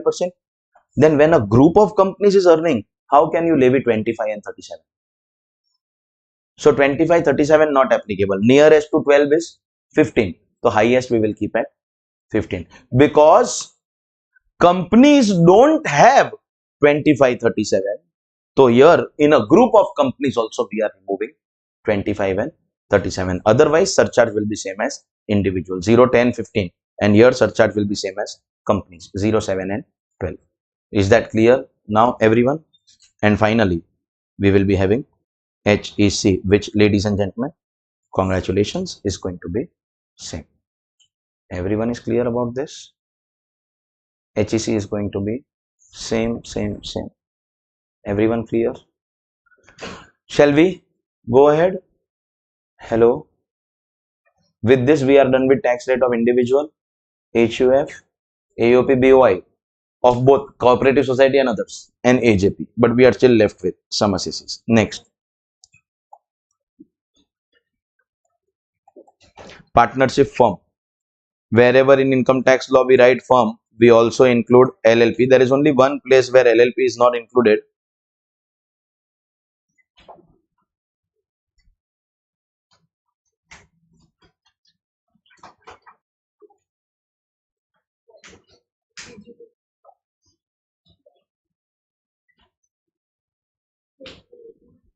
छोड़ दो, क्या था? Local authority. नहीं, you leave it. I am beyond that. I have no expectations in any case. I have to finish my syllabus. I will finish my syllabus. Don't worry. Firm, wherever we write firm will include LLP except presumptive taxation, which is not available to. हाँ नहीं करो. Please keep your mouth shut. Okay. Presumptive taxation is not available to LLP and local authority, municipal corporation. They are also assessees. Just like HUF and AJP का tax rate is same, their tax rate is also same. So wherever it is same, we are merging. Step number 1 for all assessees is going to be basic tax. Basic tax for these assessees is going to be a flat rate of 30%. To make it simple and clear, there is no basic exemption available. There is no slab. If the income of a partnership firm is 1,30,000 tax, 10,000 income, 3,000 tax, 100 rupees income, 30 rupees tax, and if you have 1 rupee income, you have to pay 30 paisa tax. 1 rupee income also you have to pay 30 paisa tax. Every rupee is going to be taxable at a flat rate of 30%. Every rupee is going to be taxable at a flat rate of 30%. No basic exemption. Supposingly your income is 1 lakh, zero tax, less than 250. My income is 1 lakh, zero tax. Partnership firm ka income is 1 lakh, it still has to pay 30,000 tax. And direct 30, there is no 0, 5, 20. First rupee of income, NTTI is 1 rupee, 30 paisa tax liability will start. 10 rupees, 3 rupees. 100 rupees, 30 rupees. 1000 rupees, 300 rupees. 10,000, 3,000. 1 lakh, 30,000. Every rupee will be taxable at flat rate of 30. But once again, whether I mention or I don't, special rate will always apply. So supposingly there is LTCG. So LTCG will go in LTCG rate, other income will come. Are you correct? Hai? Clear hai everyone? So basic tax will be flat rate of 30%. Special rate will still apply. Everyone is clear? After basic tax, what is our next step? Rebate. I will not waste time in rebate. Sir, why? Because rebate is applicable only to individuals. So we directly go to surcharge. Is surcharge applicable to all assessees? Yes. So will it come here also? Yes. If your NTTI is up to rupees 1 crore, there will be no surcharge. That means we are clear about one thing. Individual HUF का surcharge starts after income of 50 lakhs. But for firms and companies, surcharge starts after 1 crore. And after 1 crore, in company there is still variation. Till 10 crore it is 7%. After 10 crore it is 12%. But in partnership firm, it is only one flat rate up to infinity. The firm ka income once it crosses 1 crore, then whether it is 10 crore, 100 crore or 1000 crore, it is going to be 12%, 12%, 12%, 12% always. Good question. Why?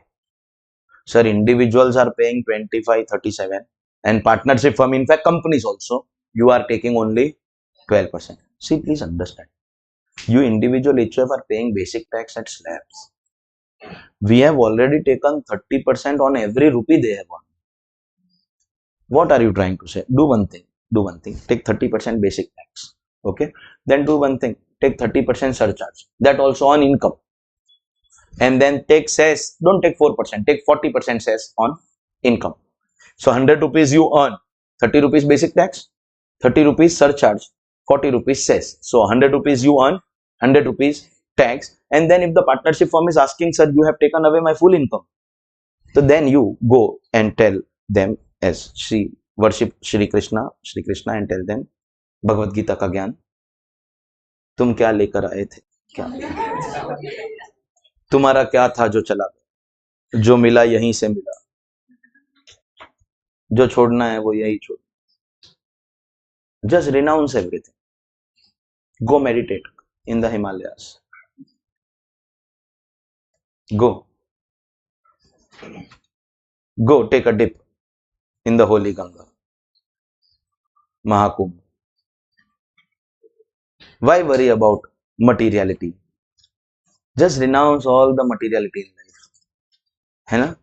Bro, when you have already taken such a massive amount of basic tax, after a point you can't take so much surcharge.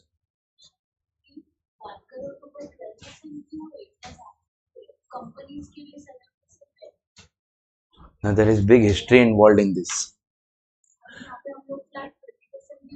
If you want to know what is the history to this, 10 years ago there was a tax called wealth tax. That wealth tax used to apply to individuals and companies, not applicable to partnership firms. Individuals ka there was no surcharge, and there was surcharge only for companies. 12% after 1 crore. 12% after 1 crore, and for partnership firm also 12% after 1 crore. Clear hai? Individual no surcharge. This 10, 15, 25, 37, all that was not there. Then Jaitley ji came and said, 2015 ka budget tha. 2015 ka budget. Jaitley ji came and said that no point in having wealth tax only for few individuals in the country. I remove wealth tax from the country and levy a small marginal surcharge for individuals. He started with only 10 and 15. Actually, he started only with 10. Couple of years later, he amended to bring 15. Then auntie brought 25, 37. Then auntie said that certain cases 25, 37 not applicable. There was a time when individual ka tax rate used to get over in 1 hour, and today we would have completed all questions of old regime. But so many complications were added. Gradually, when Modi government came, they said we are corporate friendly. Over the years, believe me, they have actually reduced the tax rate of companies. Company and firm both were same with respect to tax rate. Both had 30%. Both had same surcharge. Today, in our country, Modi government did this. From 2014, they are doing. They regularly reduce tax rates of companies. Most companies in our country today are paying tax of 25%. Basic tax also. I'll come to corporate tax rate. Company ka I have not done basic only. Firm and company were at par. But to give a boost to the corporate sector, Modi government reduced the tax rate from 30 to 25 gradually, and also reduced the surcharge. First it was after 1 crore 12% for all. Then they said, no, we'll keep. We did actually know they brought amendments only in companies. So not that they are making partnership firm prejudicial or harmful, but they are not touching it. It was always like that. So if you see partnership firm cut tax, believe me, last 15 years there have been no amendment in tax calculation. In fact, for individual, HUF, company, AOP, cooperative society, for everyone there is new taxation regime. Partnership firm, there is no new taxation regime. The partnership firm is the only assessee which does not have new regime. When we go to new regime, there is new regime for all assessees except firms. Why? Because somewhere partnership, is a confidential kind of business organization. There isn't enough transparency. Partnership firm is operating under Indian Partnership Act, and Indian Partnership Act does not have so much power to collect data from firms. When you are registered under Companies Act, you have to do, now that you have studied plenty of law or Companies Act, you know that you have to do regular filing of your annual returns, your final accounts, everything you have to submit to the government. You have to comply with the accounting standards, you have to comply with the reporting language, you have to comply with almost everything. Partnership firm does not have so many laws applicable. So partnership firm, considering that confidentiality, we don't want to give tax money. You open a company. With opening of company, what will happen? Your compliance burden will increase. You will have to do more and more filing, more and more record keeping. Everything will become transparent. Government will have all the data, which will increase your difficulties. But we give you a return gift by reducing tax, and gradually they made 30 is there. But most companies in our country fall in 25 because there are two rates for companies, and majority will fall in 25. And surcharge also over the years they modified to make it privileged as far as companies are concerned. 15 years ago, if you see, corporate tax rate was higher than everyone. Today, what if I tell you, actually individual ka tax rate is more than companies? Because companies ka surcharge is this. Though I have not done it, I told you surcharge for companies is this. Individual is going to 37%. You understand? Individual has rate benefit only till 10 lakh. After 10 lakh, so everything is taxable at 30. So high income earning individual will have majority income under 30. Companies have 25% tax. Today in our country, corporate tax is far more beneficial compared to individuals. It does not happen like this. Developed countries, developing countries, you can't be taxing individuals at rates higher than corporates. But they are doing it. Why? Individual is maintaining confidentiality of his transactions. And more importantly, individual does not have any compliance or accounting cost. You open proprietorship, or opening proprietorship, there is no cost involved. Company only formation, incorporation and operation, whether you have a single rupee of transaction or no, there are annual costs in the form of statutory audit, in the form of ROC return filing. Because of so many issues, still we want to encourage company opening.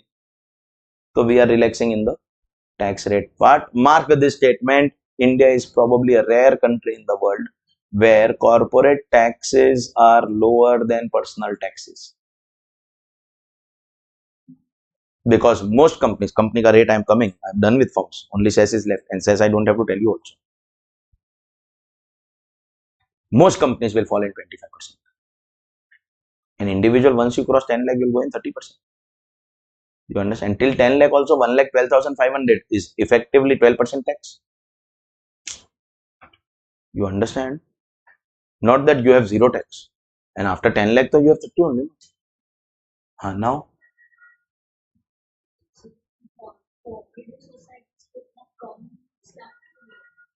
again, this was the case right from the beginning. So, if I tell you now 20 years ago, individual ka basic exemption used to be 50,000 rupees. When I studied tax for the first time, individual ka basic exemption was 1 lakh. And there was an amendment. From this year, it will become 1 lakh 10,000. Then there was an amendment. Males ka 1 lakh 10,000, ladies ka 1 lakh 50,000 basic exemption. There was a time when there were separate tax rates for male and female. क्या यही है आपकी equality? Now the feminists are not excited. Rubbish baat mat karo. The households which were modern were always allowing ladies to work. And what about the males who are tortured at home? Don't talk nonsense. Don't talk nonsense. There used to be different slabs for males and females when I studied tax for the first time. It's a gradual process. This 1 lakh 10 ka happening 2 lakh 50, or in the new regime it changing. I have seen this law over the last 2 decades, 18 years you can say, since I studied first time. Cooperative society was this only at that time. So it is not that cooperative society ka slabs are lower. It is only that when budget comes, you will be interested in knowing how it is affecting you. And they want to cater to their voters. The voters are human beings, individuals. The individuals ka slabs they kept on increasing. Corporates are providing election funding. See, corporates are important. Election funding is important. And individual voters are important. Cooperative society is not doing any great thing for them. So 20 years they have not changed the slabs. This is not low. This is same. That has increased over the years. That's the difference here. All this, if you are anxious to know what is the history or what is the reason, which I always appreciate. If someone wants to have a discussion with me on this, so I prefer to have endless discussion on this. Because with the grace of God and lots of hard work, touch wood. But I have seen the law for the last 18 years, and there are so many amendments which I remember budget by budget.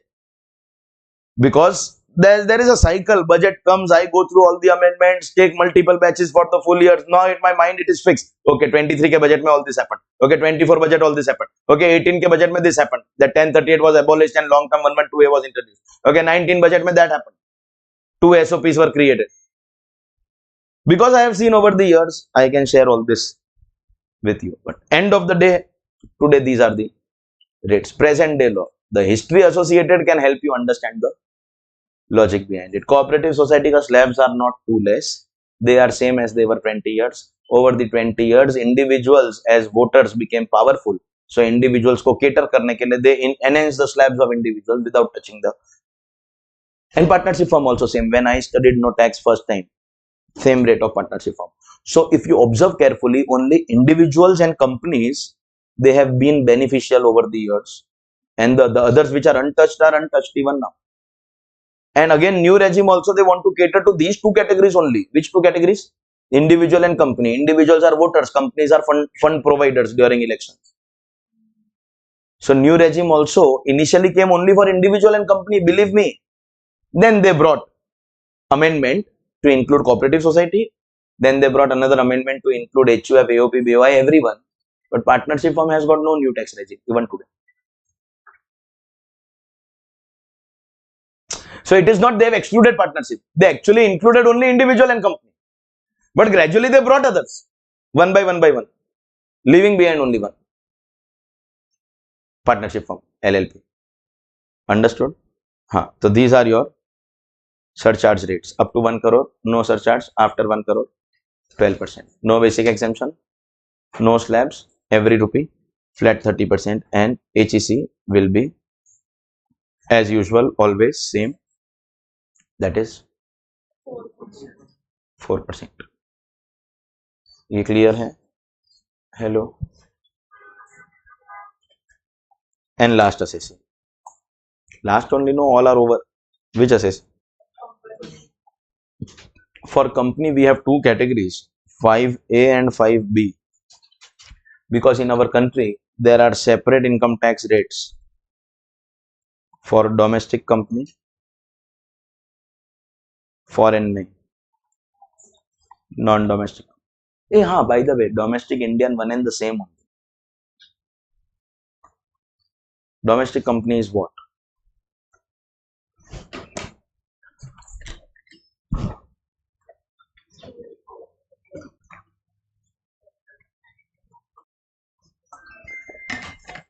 And having what?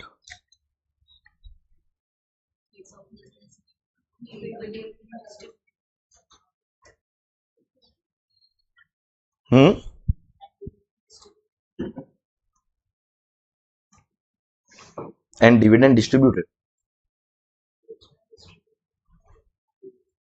That has made arrangement for distribution of dividend in India. All Indian companies and foreign companies that have made distribution arrangement in India. Non-domestic company is foreign company which is not distributing dividend in India. Tax rates are given separately. First, what are tax rates for domestic companies? Then we go to non-domestic foreign companies. For domestic company, income tax is going to be calculated as follows. The basic tax is here also going to be flat rate of 30. So initially companies and firms were all at par. It is this new thing that when I say new thing, it is not new. This happened in 2014. So Modi government, first budget only they said that we will be reducing corporate tax rate over the years.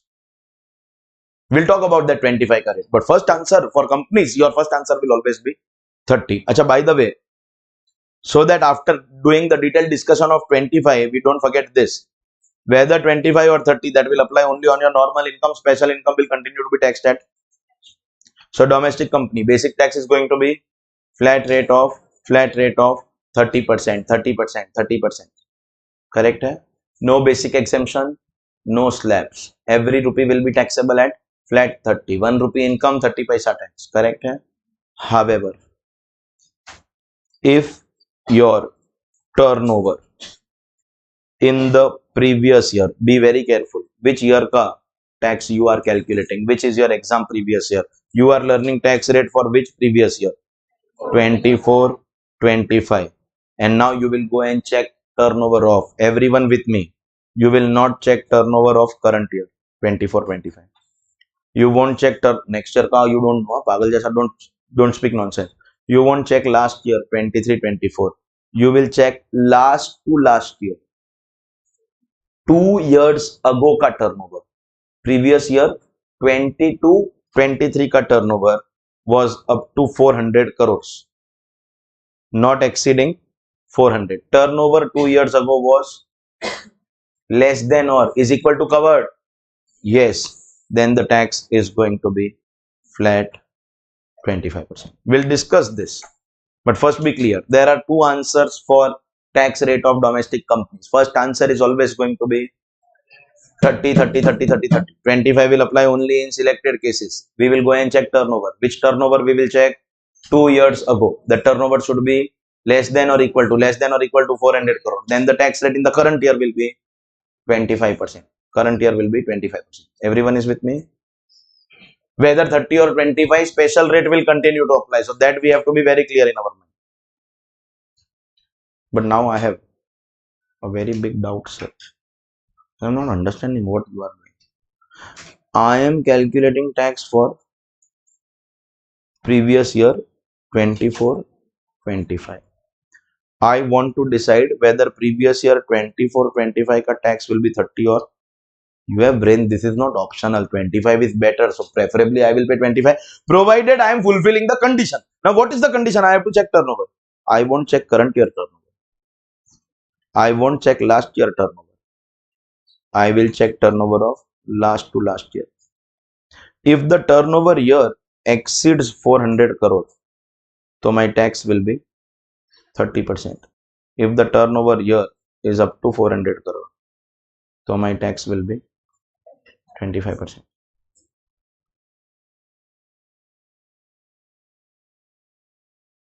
You understood what is the condition?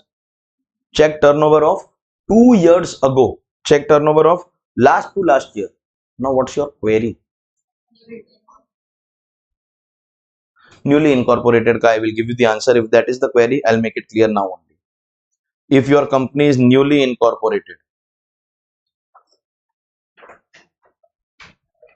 actually then last to last year ka turnover is 0. Why? Because there was no company.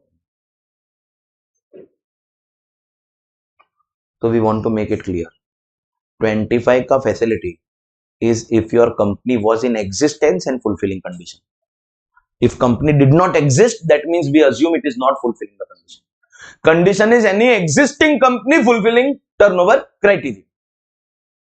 Non-existing company, we won't be considering. That means, what's your first answer for corporate tax?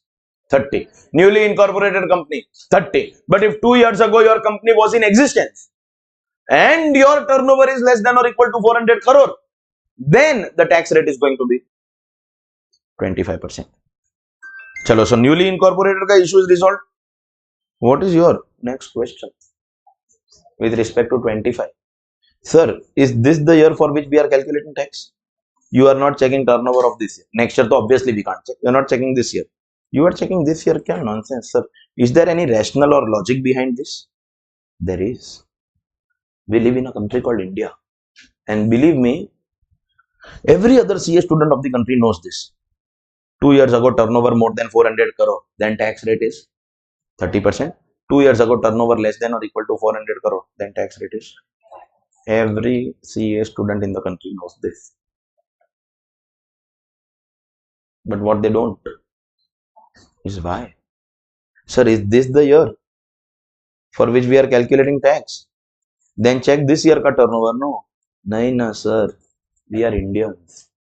If this year ka turnover is the criteria, because this is the year which we are calculating for, I will start doing sales in my business from 1st April. Sales happening. Sales happened 1 crore, 2 crore, 10 crore, 50 crore, 100 crore, 200 crore, 300, 350, 60, 70, 80, 90, 91, 95, 98, 99. Wait! Stop! My company was ICAI Limited. I have reached a 399 crore. Stop. Now incorporate IKS Limited and tell your customers to buy from the new company.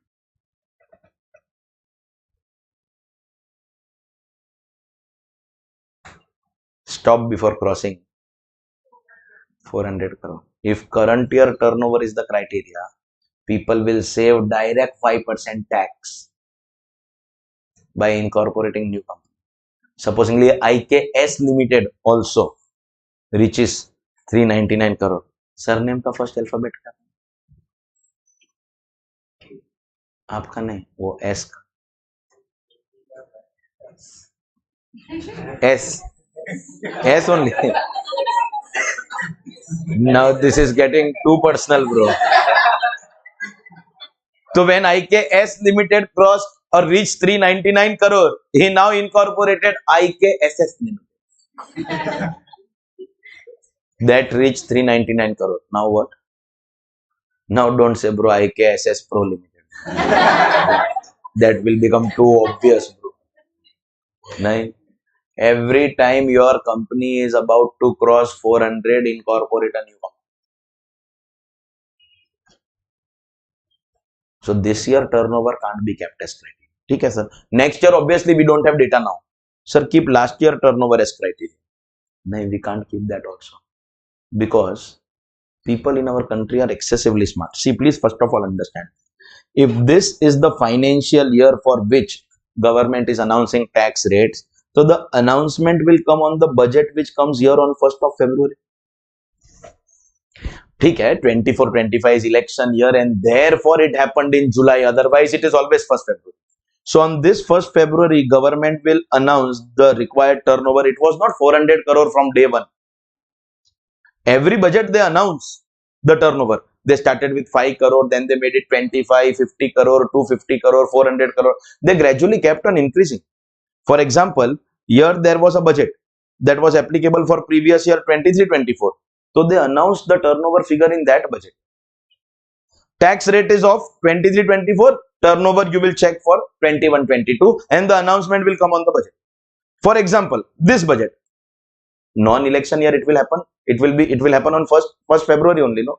This budget will give you tax rate of this year on the basis of turnover of this year. You understand? For example, this budget. Now see, no, we recently had the budget on 1st of February. That budget is for 25-26. That means it gave tax rate for 25-26 and said check turnover of this year. Do you understand? Do you understand? Now,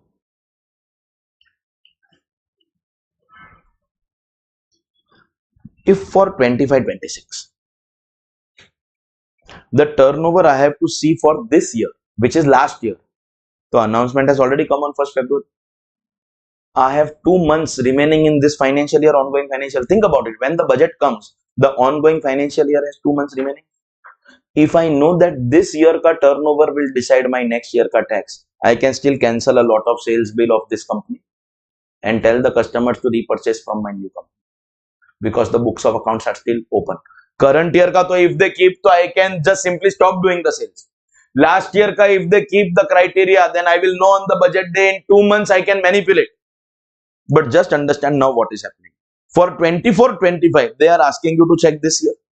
Your doubt was, sir, why 2 years ago? Please understand the logic. 20-23 year got over here.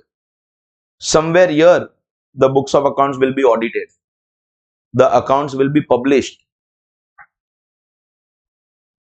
And the turnover will be made public. Which is somewhere in July, August, September. And now February mein budget will come, which will give you tax rate of this year. If turnover we check of the same year, so you can manipulate. If turnover we check of this year also, you can manipulate because year is still going on. But they are asking you to check turnover of this year. The accounts are audited, closed and published. You can't now manipulate that turnover figure there for last year. Current year turnover, I want you to understand these 3 statements. Current year turnover can be manipulated. Last year turnover can be manipulated because on the budget day we still have 2 months. But last year ka turnover cannot be manipulated because by the time budget comes, the accounts are closed, audited, published. And therefore the criteria will always be last year. Nothing is bigger than logic.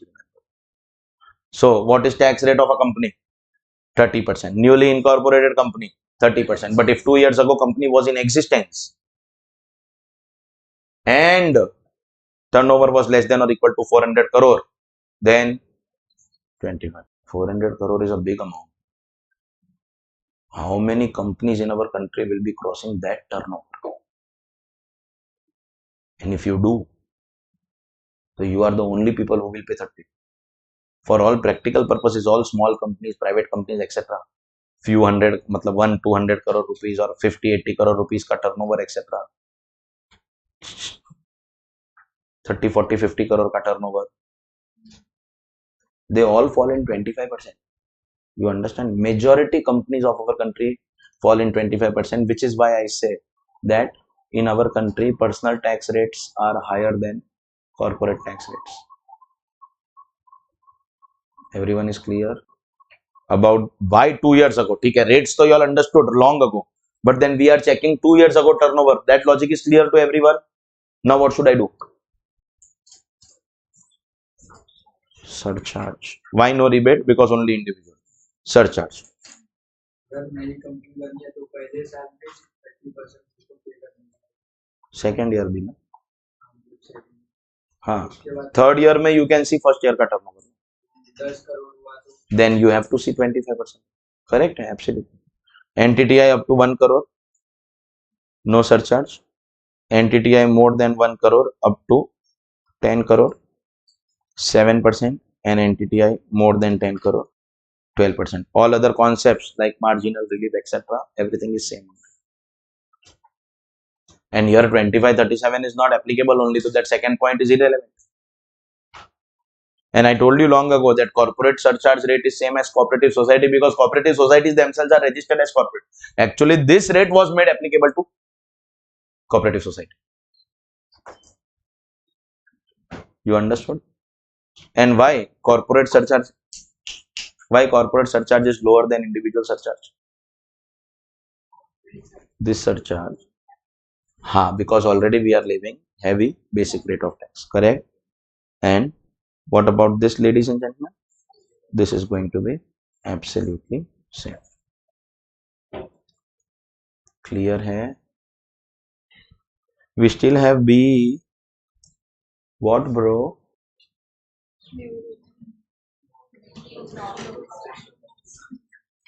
पागल हो गए.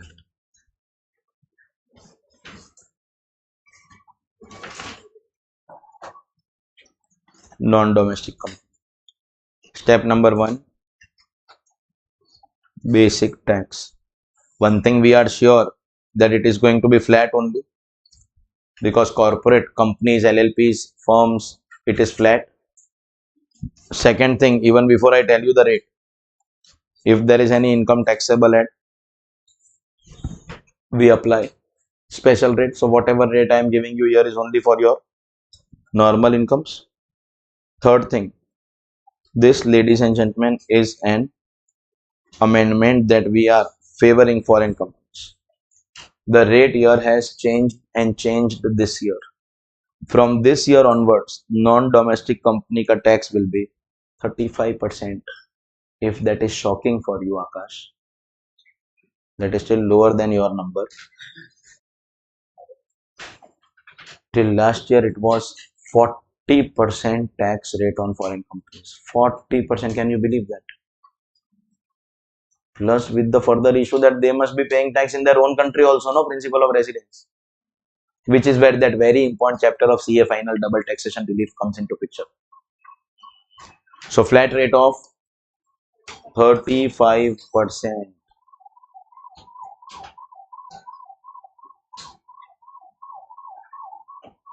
Which was 40. See, you come from a foreign country, earn from the land of our country.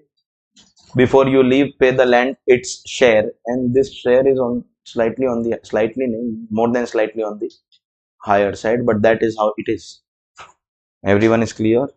Flat rate of 35%. After this, and by the way, while this is very heavy, as a CA student, you still have a reason to celebrate. There is no permutation here. There is no if and but here. 35, only one answer. No if this then that, if that then this, nothing like that. Flat rate of 35. After that, surcharge. One thing everyone knows, that your surcharge won't come up to 1 crore, because companies, firms, LLPs, it comes after 1 crore. Only individual HUF, etc. have surcharge after 50 lakh. Here the threshold is this. Was it the same for domestic companies also? For domestic company, it was 0%, 7%, and 12%. For non-domestic company, it is 0%, 2%, and so after 1 crore, their surcharge is going to be 5%, 2%, and after 10 crore their surcharge is going to be 5%. ये clear है? So 2 less, no? And 35 is also from this year. Last year it was 40, bro. Are you understood? And HEC. Across regimes, across assessees, it is always going to be same. Everyone is clear?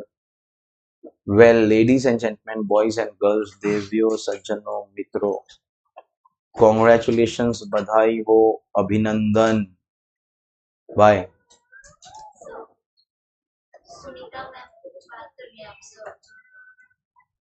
Just 1 second, please. All right, ladies and gentlemen. That means HEC here is same. Congratulations, badhai, abhinandan, because we with this get done with our old tax regime completely over, start to end. Now, I have given you one homework for tomorrow. What? That 50 lakh and 1000 wala calculation. Okay. If you come to the tax rates chapter in your textbook, the chapter starts on page number 202.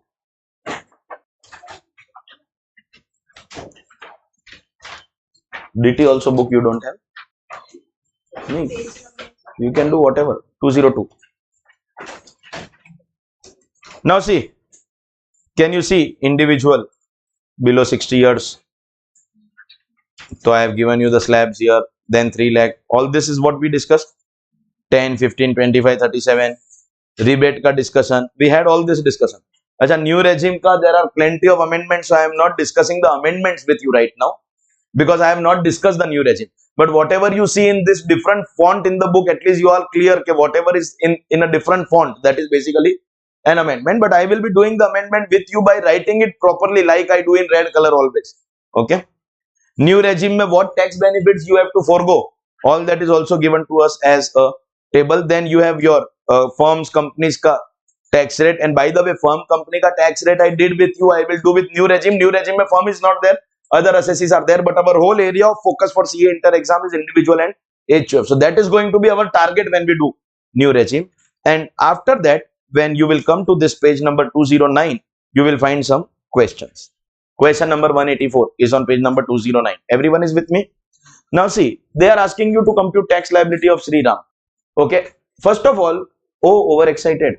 The moment you say, हमारे साथ श्री रघुनाथ तो किस बात की नैना भीगे भीगे जाए.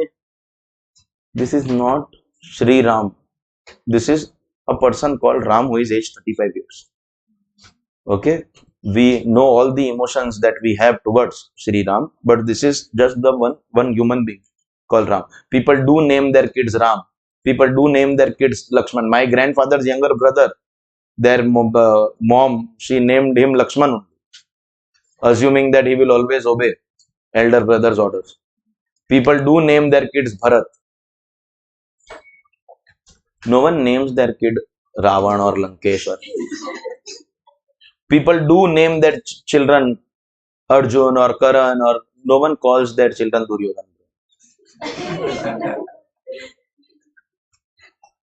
So yes, Sri Ram. If that is over exciting, then some are like, sir, next question is Shyam.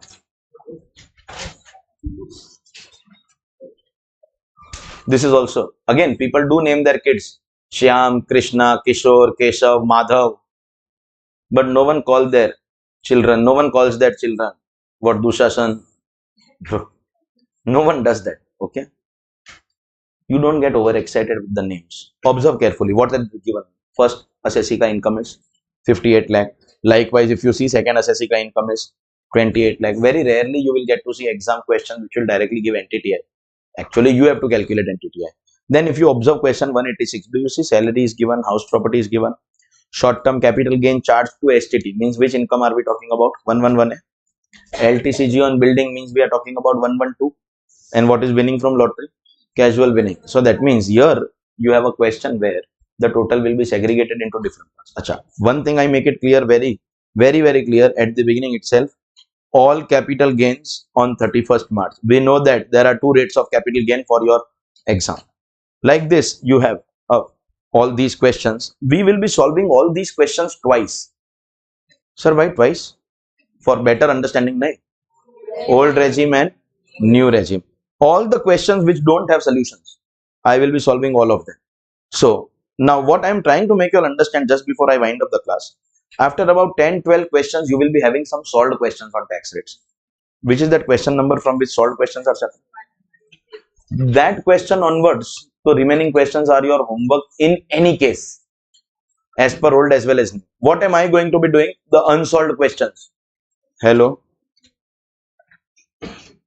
Unsolved questions I will do as per both regimes. Solved questions will be your homework. You have to also do both old as well as new. But between today and tomorrow, the unsolved ones as per old regime, for example, Sri Ram ka question, Sri Sham ka question, am I going to be solving them with you tomorrow? Yes. As per old or new both. Tomorrow's agenda is going to be first complete the new regime. Then we will come to all the questions. Solve it first as per old, then solve it as per new. We will do all. But while doing that, if you have already solved as per old regime, because that is what I have taught, new regime I am not expecting. So you will get the confidence, okay, old is correct. Now I have to maybe practice only the new regime. And in any case, after tomorrow, after I get done with all the questions, the solved ones, so you have to do only as per both regimes. So for now, you should be practicing these questions which are unsolved. Whether you are able to solve tax calculation ka questions by yourself or no is a big confidence booster that yes, I am knowing how to calculate tax. Of course, you don't need to check your answer with anybody else or any PD of anything. I am going to be solving, your answers will be automatically checked. You have made any mistake, your answers will be automatically checked. But if you make a mistake, you will realize only if you solve and come. Without that, you won't realize. So please make sure that you solve these questions also and come for tomorrow. And I will see you tomorrow. In any case, the lecture is late only. So 4 to 8 will be my lecture for tomorrow.